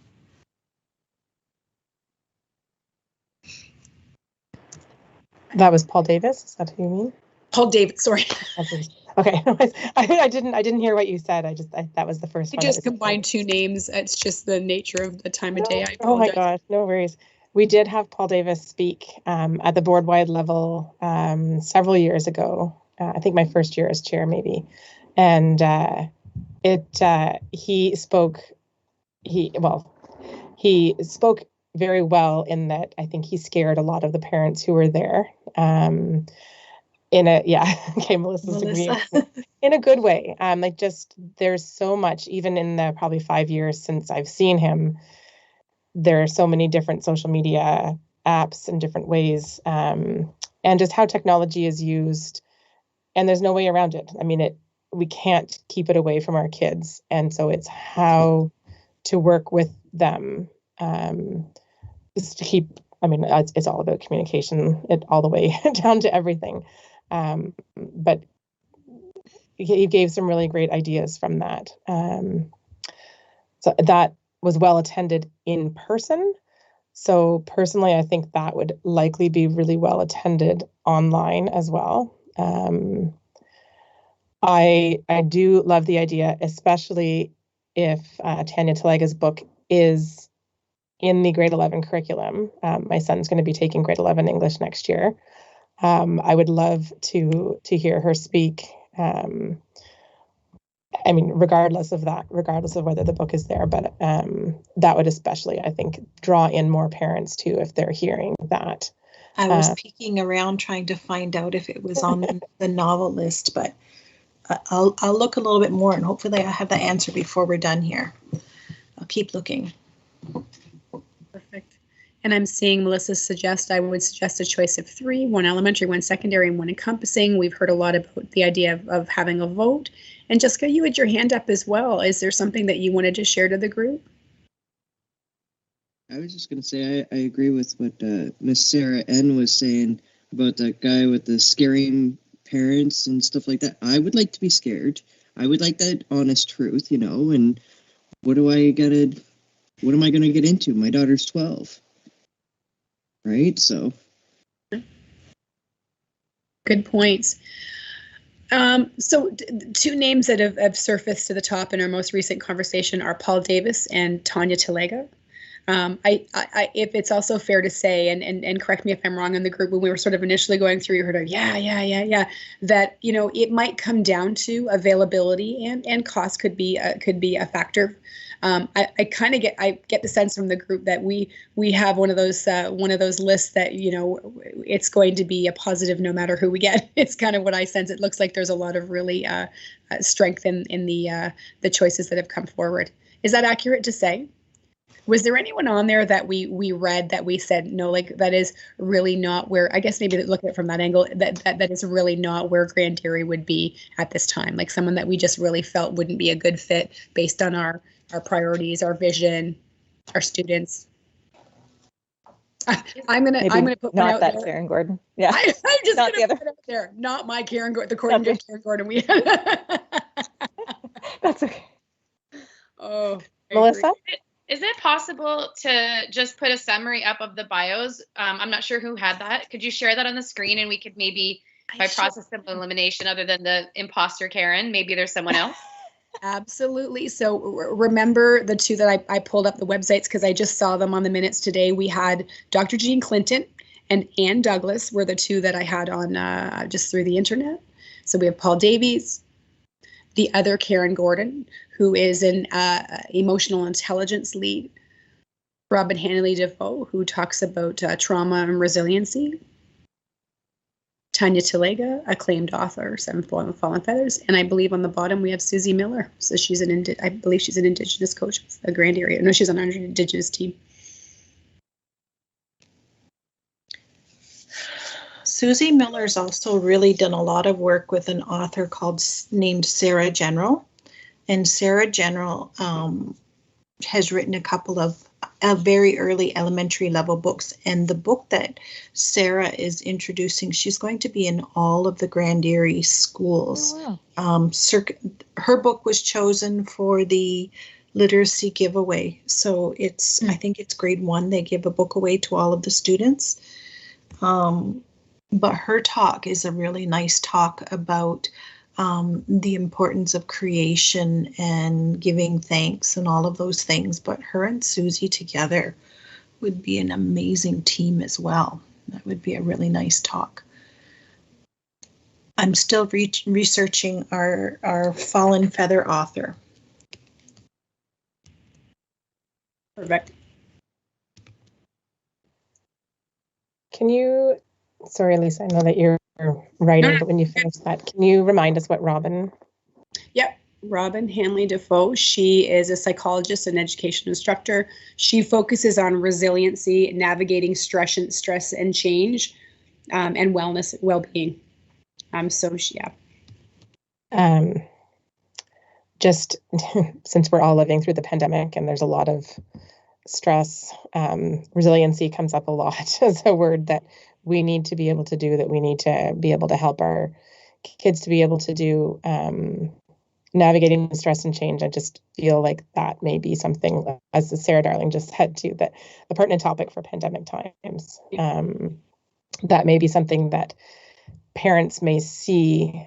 They may not recognize her name, but if we write a little bio about what it's about, I think that may be something that parents are looking for at this time. Yeah.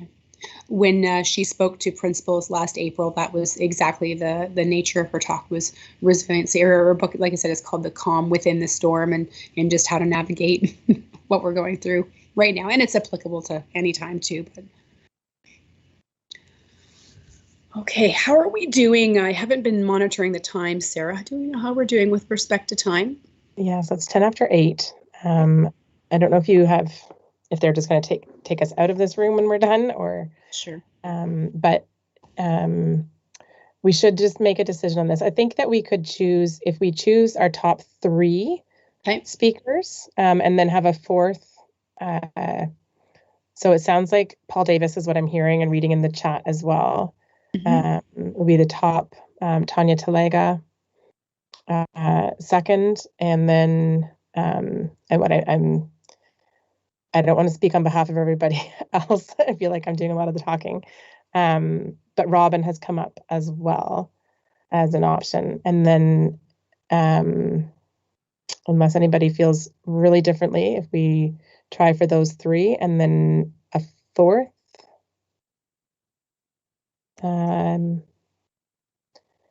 it might be that Susie Miller, because she is works for the board, might have some more flexibility in her schedule to be able to help us out. So having her as a fourth, even if it ends up being shorter notice, I don't want to assume anything, but that she might be able to make things work a little more easily if we needed to. I don't want it to be yeah, does that make sense? Yeah, I think that she would be, if you don't get year 1 and 2, I think she would be a good, she'd be flexible and be able to be available.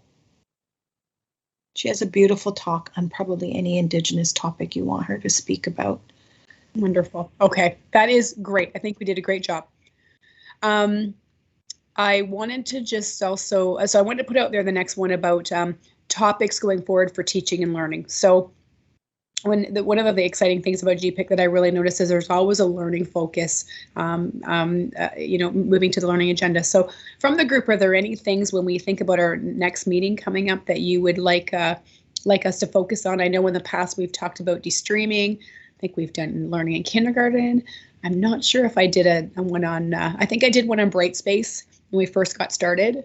But are there any topics that you want to hear more about from the system on?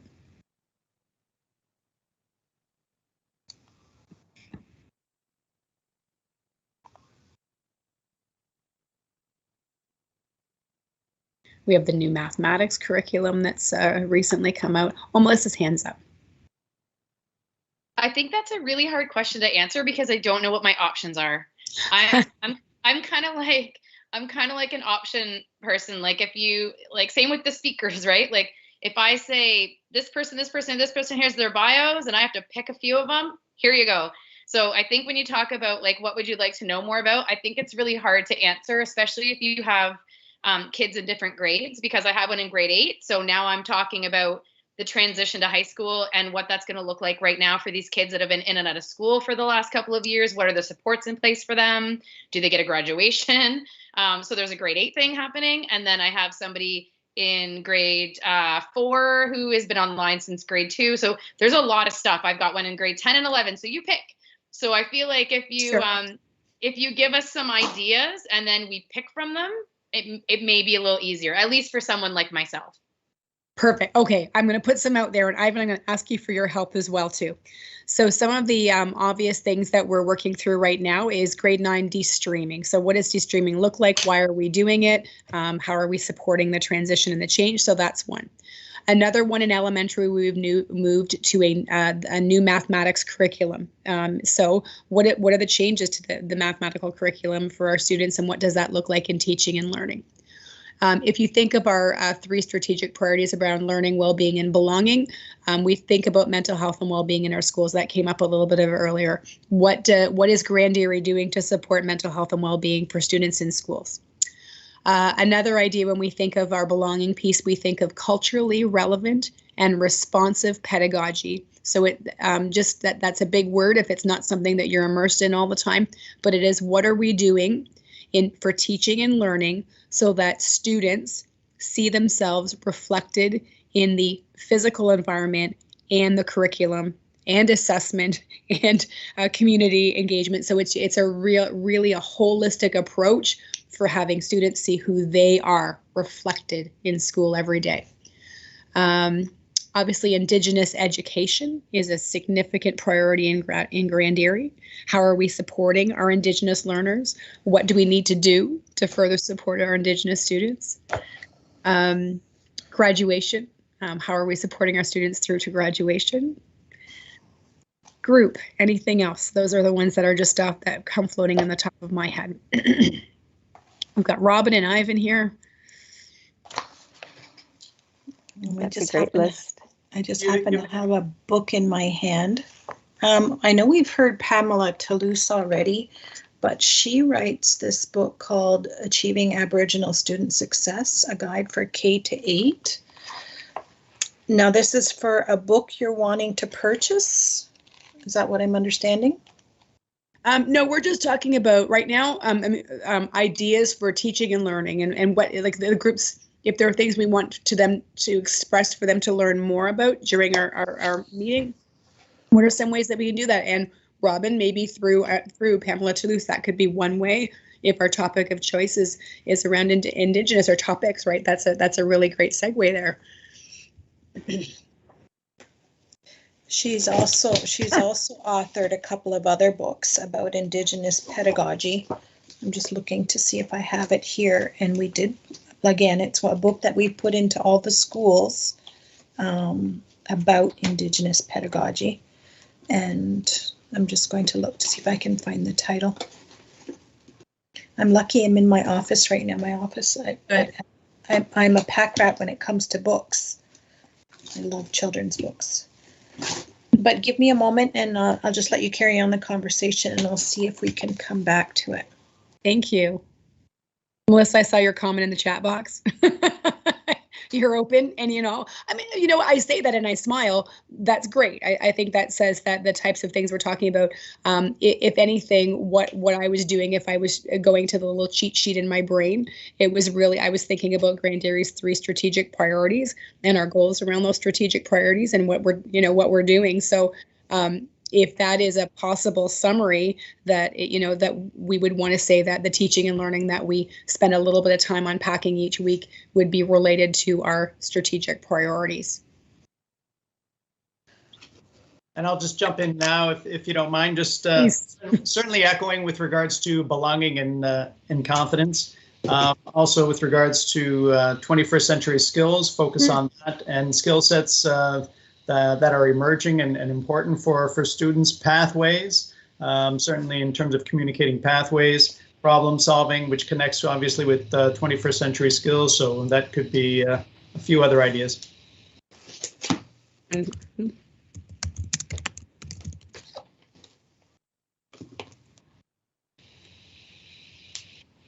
And connected to that as well, the board did a few sessions with regards to deep learning, connected with Michael Fullen, and that kind of ties in with regards to problem solving and developing that skill set within our students. As we often hear, we're preparing students for jobs that don't even exist yet in 5-10 years. Even the change that happened in our generation and so on, it's going to speed up, and obviously there's going to be more change and an emerging workforce in new avenues within their generation as well.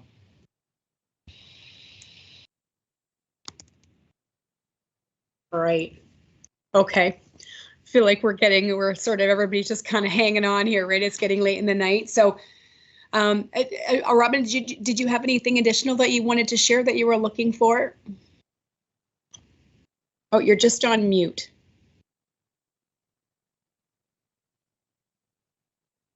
If you leave it with me for the Indigenous pedagogy, our group has really been looking at what would be one really nice resource and something to introduce. And let me take it back to the team, and I can definitely, Lisa, within the next day or two, bring something back and just say, here's a topic that I think we really need to cover, because it's so large right now, and we've got a couple of things underway. I'd like to wait until I have a chance to talk to them to see what they feel is the most important.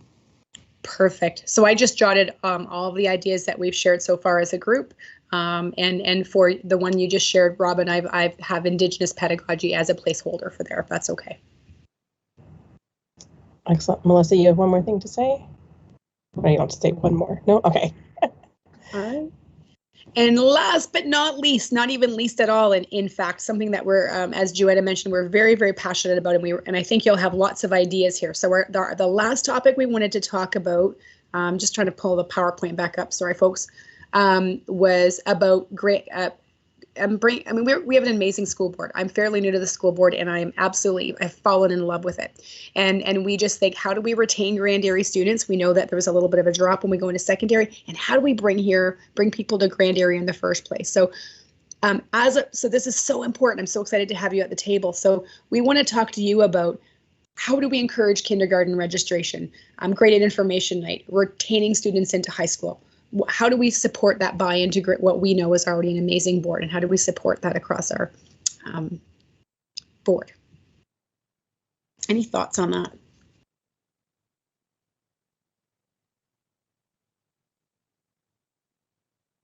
So I'll go ahead. Good. I'll speak about grade 8 because that's why I became involved with parent council. As a parent, when my kids were at Lakewood, the discussion about which school board they're going to, or which school they're going to attend from Lakewood starts in grade 6, sometimes grade 5. It causes division by grade 7 and 8 in, oh, well, if you're going to this school, we're not going to hang around. There's been, I was accused of not being a Christian because I didn't want my child to go to Catholic school. Like the dialogue between little kids was so irrational. And so I think the philosophy we need to hold is that, why wouldn't you go to SCS? Like SCS is your natural pathway, and as opposed to when you're in grade 6, grade 7, grade 8, oh, you have a choice. I think we need to be very clear that SCS is your natural pathway, and whether that happens in other branch schools as well. This is your natural pathway. So by bringing students, having opportunities, of course, with COVID, it's limited, but having opportunities for students to be in the high school at very young ages, or bringing high school students back to represent. So high school students from SCS coming into Lakewood, and we do that with band, and I don't know what else we do that with, but I mean, I know my daughter goes back and reps volleyball and stuff, but we need to look at other opportunities. We need to look at bridging between classes, grade 5 or grade 6 classes, working with perhaps tech programs or home ec or math or something, or games or other things, to have that bond at a very young age, where kids automatically think, hey, I'm going to that school. Anyway, that's I've been working on that. Like even when I was looking at both schools and I looked on the websites, the website disparity is unbelievable. I mean, it's bad enough to go into 2 different schools and see, like, Holy Trinity is really flashy and SCS is really not flashy. But then to go to a website as a parent and try and find information, at the time I was looking for information on transitions. So Holy Trinity offered a week before school, 3 mornings or 4 mornings in late August of a transition for anxious students. And something like that for my child would have been really beneficial had we held that. And I found all that information on their wonderful website that had what to expect, what to bring, our websites have a long way to go, like a really long way to go. I was actually perusing our website tonight, just because I know Mrs. Ippolito and Mr. Lammers have been working really hard to improve it. But we do have lots of growth potential there to make it better. So as a parent, that's a piece of it, is just understanding what the school can offer. And then for students, having some kind of bridge so that they naturally feel that they should go, that their next home school is SCS, or their next home school is, PJ or something, instead of looking at the variety that they have with the coterminous board. Anyway, that's my piece. I was just nodding, Regan, because goodness, did you hit the nail on the head with some of the things we've been thinking about. And just as a little caveat, in terms of that website, you've pointed out something that is very critical that we have identified, and it is part of our strategic communication plan. So right now, our website engine in and of itself is not very robust. So we want to get the infrastructure so that we can build out the website. So really good points. Really good points. Thank you. I'm on the transition committee, so I'm happy to be part of any committee or any further meetings. It's something I just feel incredibly strongly about. And watching the divide of students and the discussion and the dialogue and how it socially impacts that decision socially impacts them at such a young age. And then I watch them, like my youngest daughter, her really great friend group, 90% of them went to HT, and they don't talk to her anymore. And why that's the social issue, but the division needs to stop. Mm-hmm. And we need to look at that. I think you've just targeted that it just becomes a cultural thing too. And I think you also mentioned that I thought was really important, that it starts well before grade 8. Yes, those conversations, and like you said, what are those ways that we're naturally bringing the schools together so that every time you walk in SCS, it's your home school. It's your home school when you're in grade 4 because you went there for this thing and that thing, and the students have been over. So really good points. Yeah. All right, we're just wrapping up. Any other thoughts from the group? Sarah, and then Melissa. Yeah, I have a quick comment about that. Our little guy is not in high school yet, but I'm hearing from other parents in the county feeling that, the one high school in Paris is where we would like the kids to go, but from what I've heard, they often don't offer as many options and courses and things like that as going to the city. So I think that's maybe something to be aware of, is that, you know, how can we bolster the county school, high school here, to really attract, retain, so that kids want to stay in town. And so I bring that forward to add to your list of things to take forward, Lisa.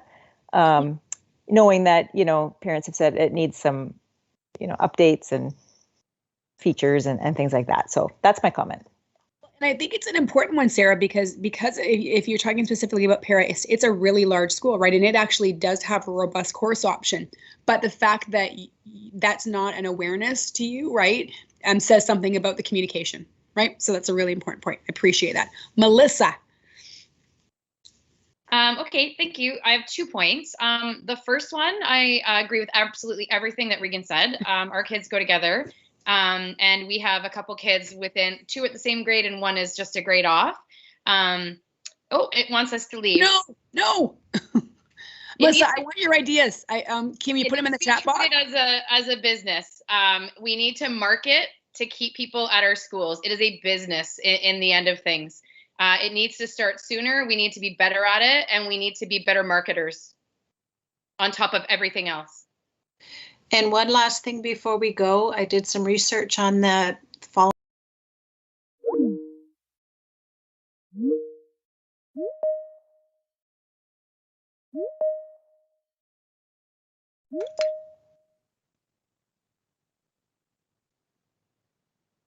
Lisa, I just don't know whether that's the right topic. That book that we were just mentioning, it's about the mass suicides that took place in the North. All right, thanks, Robin. We can take that one. We can sort of talk about that a little bit later. Okay. Thank you so much.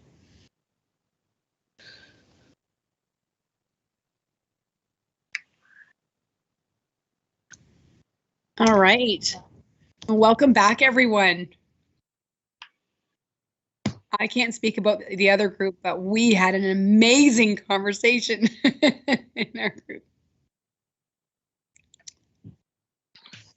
So at this time, Chair Nickel, will you do you want us to put the slide up with those questions, or would you just like the leads to unpack their findings question by question? I'll leave that to you.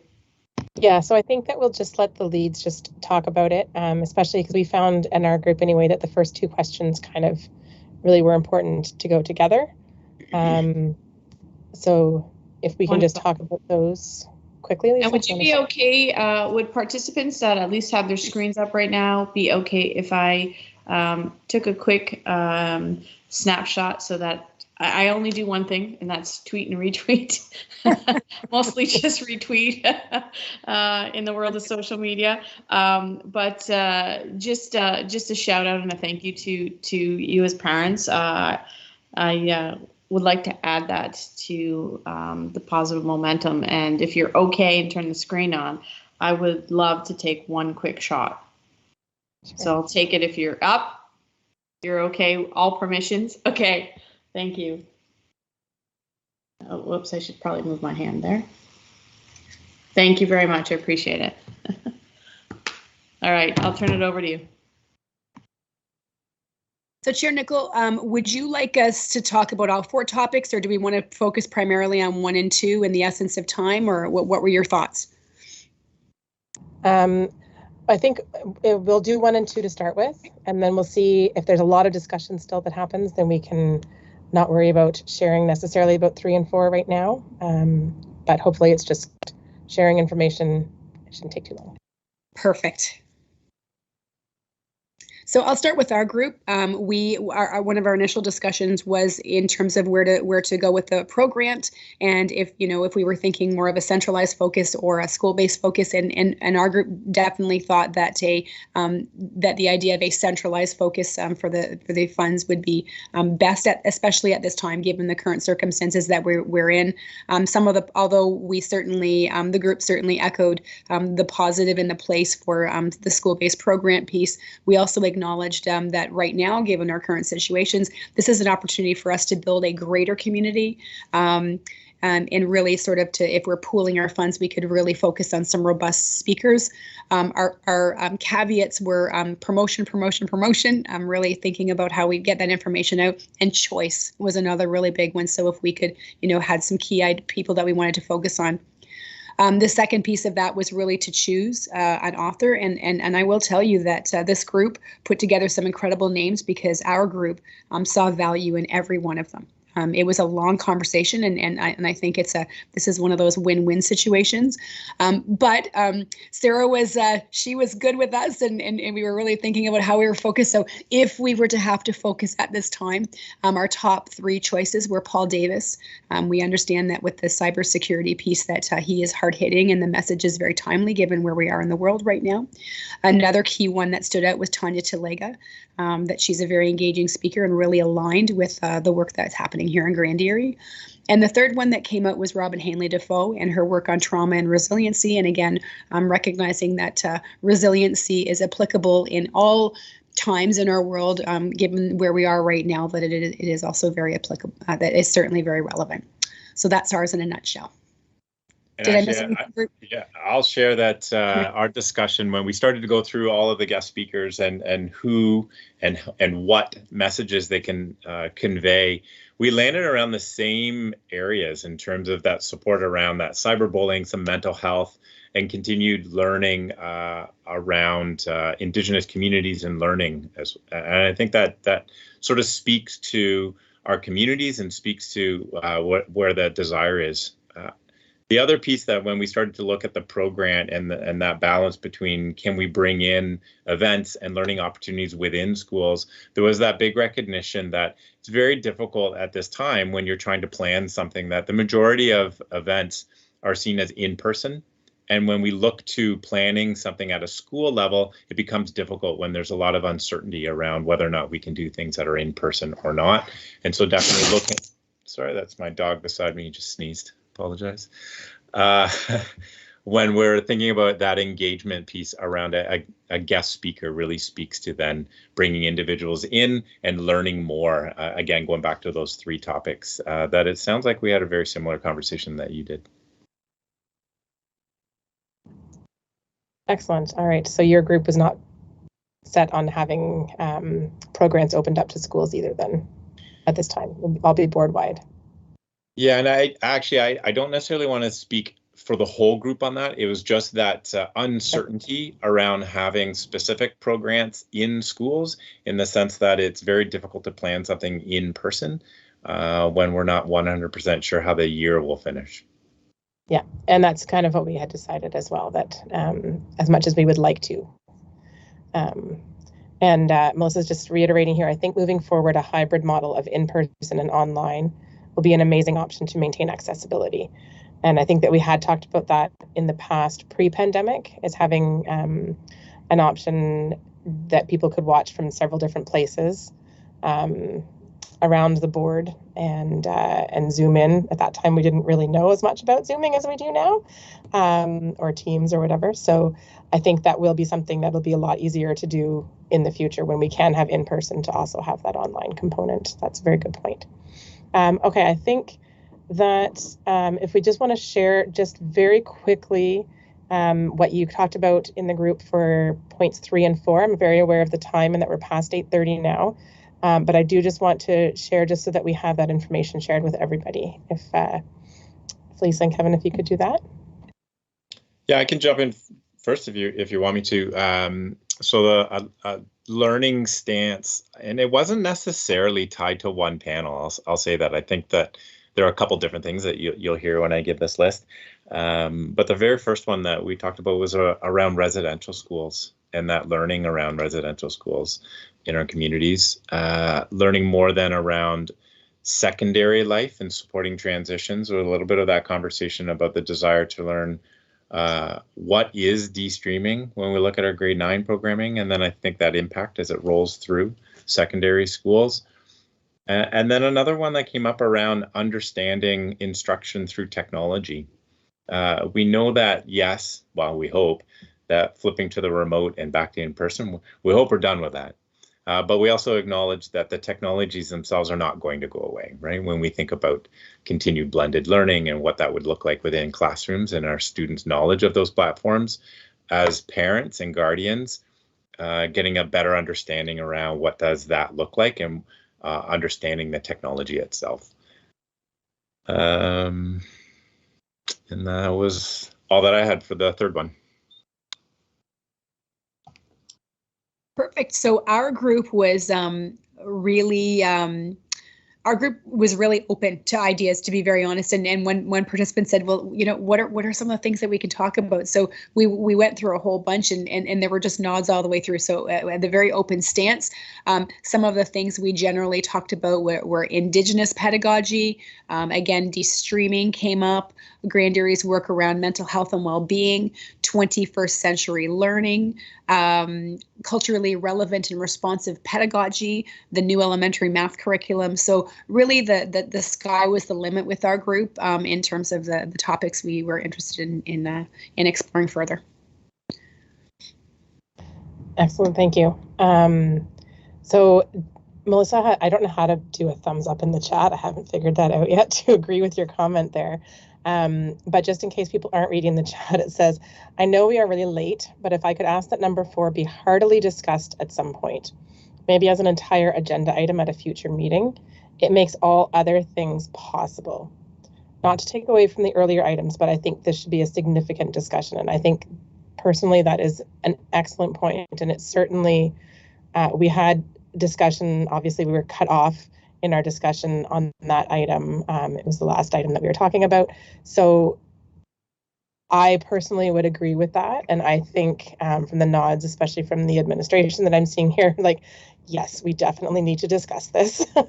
And we had some great ideas coming out of our meeting, out of our group. Maybe we can share a couple of those quickly, which is not going to be the entire everything. I think that's a great idea to add it to the agenda for future years, definitely. I mean, sorry, for the next agenda to talk about for future years. So Lisa and Kevin, if you want to share what your groups just, again, it'll be quick. We know that we'll be discussing this again in more detail at another time. Yeah, I can start. I'm trying to find 3 really good ones. They were all great, actually, in terms of the discussion that we had at the end. So I think the first one, and it's probably a common one, and I'm sure Lisa would share this as well. So continuing to share learning that's occurring within our schools through social media platforms. And Twitter was identified, but it was also identified that there needs to be a little bit, maybe some more diversification in terms of what platforms are used, because there are different audiences on different platforms. Not everyone's on Twitter. A lot of individuals are on Instagram, and then of course on Facebook as well. So using those platforms, and maybe there are some other ones that I don't even know of that our audience is on. And so being able to push more content out onto different platforms to be able to get more individuals engaged in the content that we have. Another piece that was on there was around ensuring that our younger students, so our pre-JKs, so those that are in daycares, early year centers, opportunities to be able to not only promote, but to push some content and engage in conversations, potentially even through information nights or sessions, or maybe even to sit down and have conversations with parents and guardians of those young kids in our early year centers, almost like we do with our grade 8s and grade 7 and 8s as they prepare for grade 9. We have information nights, what that would look like in terms of having those conversations, because we also know that many of our families are new to communities as well. And so some of that is engaging in discussions and learning more around our communities and our schools and what takes place in education as a whole. Some may even be brand new as first-time parents and have never gone through the education system. So what that would look like as well, being a supportive community partner. I don't know if I mentioned more than 3 at that point, but I'll just stop right now. Thank you. And Lisa. Yes, this is one of those ones where I was like, we're just getting started here, and the ideas were exceptional. So one of them was a natural pathway. We need to create natural pathways so when our students are at elementary school A, that they just see themselves in high school A, right? How do we create that natural connection? how do we start early? This starts well beyond students that are in grade 8. Connecting between elementary and high schools, our elementary students going into the secondary school, trying out the culinary program, doing a tech, watching a play, are the high school students coming into the elementary school. Website, that's something that I know we're talking about as a system as a whole, but really how do we build really robust websites where parents who have questions about transitioning to high school can really find that transitional information early, ensuring that we're have robust course selections and that we're also sharing this out to our parent communities. And finally, treating it as a business, marketing. I think that you mentioned that as well, Kevin, that we need to really be very intentional and strategic in the ways that we reach out to our communities to get them to come to Grand Dairy. And when we all had consensus is that everybody should be in Grand Dairy. That was a consensus. That's everything from me. Thanks. Excellent. Thank you very much. And thank you to everybody for participating and really participating in those groups. I think having the breakout sessions really helps people to be able to feel that they can talk a little bit more when we have a smaller number of people in a session. And I know in ours, we all turned our screens on too. So it was really nice to see faces of who we were talking with. I think that we can move on to the last item. Unless Director Roberto has something else to add there. Our future meetings are scheduled for March 3rd and May 12th. And I believe those are both Thursday nights. The only thing I would add with the speaker piece is it would be advantageous if we could have us maybe a couple of parents that could be our contacts as we prepare, and it would be really nice to have your involvement in it. So the opening, the land acknowledgements, maybe Sarah, you do a great job of moderating questions on the side, the closing, those types of things, and then just some suggestions around what more we could do, whether it's a school messenger or the advertisement piece to get folks in. I think it would be much more inclusive if you were part of it. So if a couple of parents are interested, maybe Sarah, you can let us know, and then we can go ahead and keep them in mind as we're planning. I think that would be great. I would love to have some of that. Okay. Moderated panel discussion too. So yes. We have had. Can I add to that too? I wonder if it would be helpful before those events to send some kind of a reminder right before the event, because I think families are busy and the speakers last year were fantastic, but I think there were people that I spoke to who said, oh, I'd forgotten about that, or I didn't know. And that last minute reminder might get a few extra people to benefit from the great speakers we bring in. I agree. I think even if you say that you're going to a meeting online, if you're not getting the reminder the day before, yeah, by all intentions you mean to, but so if people would like to volunteer, they could message me, email me. So volunteering doesn't need to take up a lot of time. And then I can be in contact with the director. We can figure out who's going to do what. I would love to. Yay. Is that a helping me too? Oh, the reminder tonight at 6 saves me. Okay, I thought that was somebody volunteering already. So certainly message me through Chair GEPIC, or on Facebook through the Facebook group. And I think we did get the go ahead.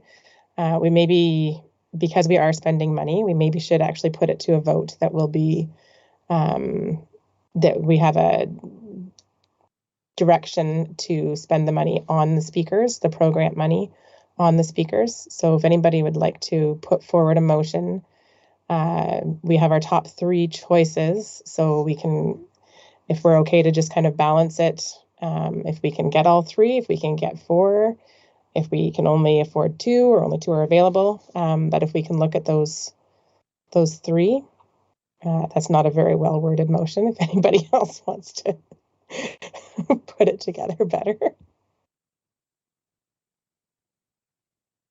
So just to clarify, the 3 speakers that we're talking about are Paul Davis. Who were the other two that you were? Sorry. Tanya Talega and Dr. Robin Henley Defoe. Okay. In that order. Can I? Yes. Can please. I add? Can I just add that I have was just in contact with Tanya Talega just simply through some of my previous work with her. We do correspond now and again, and she is in the midst of writing book 3, and if I'm not mistaken, she's probably heading north to complete some of that work. So in case she's not available, knowing that we don't meet for a while, Jesse Wente could be another option, or even I'm thinking Robin, somebody locally. But I think if we just have a placeholder there, I just wanted to make sure everybody is aware of that, just because of my recent conversation with her. We did have a backup plan. We talked about Susie Miller working collaboratively with Sarah General. Sarah General is the author of Treaty Babies, and she's been chosen to do the grade 1 book giveaway. So we had talked about bringing them together as a backup should the others not work. Excellent. Okay, is there anybody who would like to put forward, this would be to one of the parents who's in attendance, put forward a motion to spend that money on the up to, is it 15,000? I don't have it in front of me anymore. Oops. Sarah, I think it's more than 15,000. Oh, no, it is 24,000, sorry. I'll put forward the motion. Okay, sorry, I didn't see who that was. Casey. Casey, thank you. No problem. And is there a seconder? I'd be willing to second that. Okay, thank you, Sarah. Casey, did you have a wording for it, or do you want to? No. Okay. I think for the speaker series, the up to three speakers, spending up to the maximum budget amount of $25,000. That sounds great. Okay, thank you. And it's easier to say anybody against this motion. Okay, excellent. So motion's carried, and I believe that I could take a motion to end the meeting. Anybody like to do that? All right, Robin. Thank you. Thank you, everyone, for coming. Thank you for taking the time, for sticking with it out, for sharing and engaging with us. It's very much appreciated. Night, everybody. Thank you. Take care, everyone. Bye.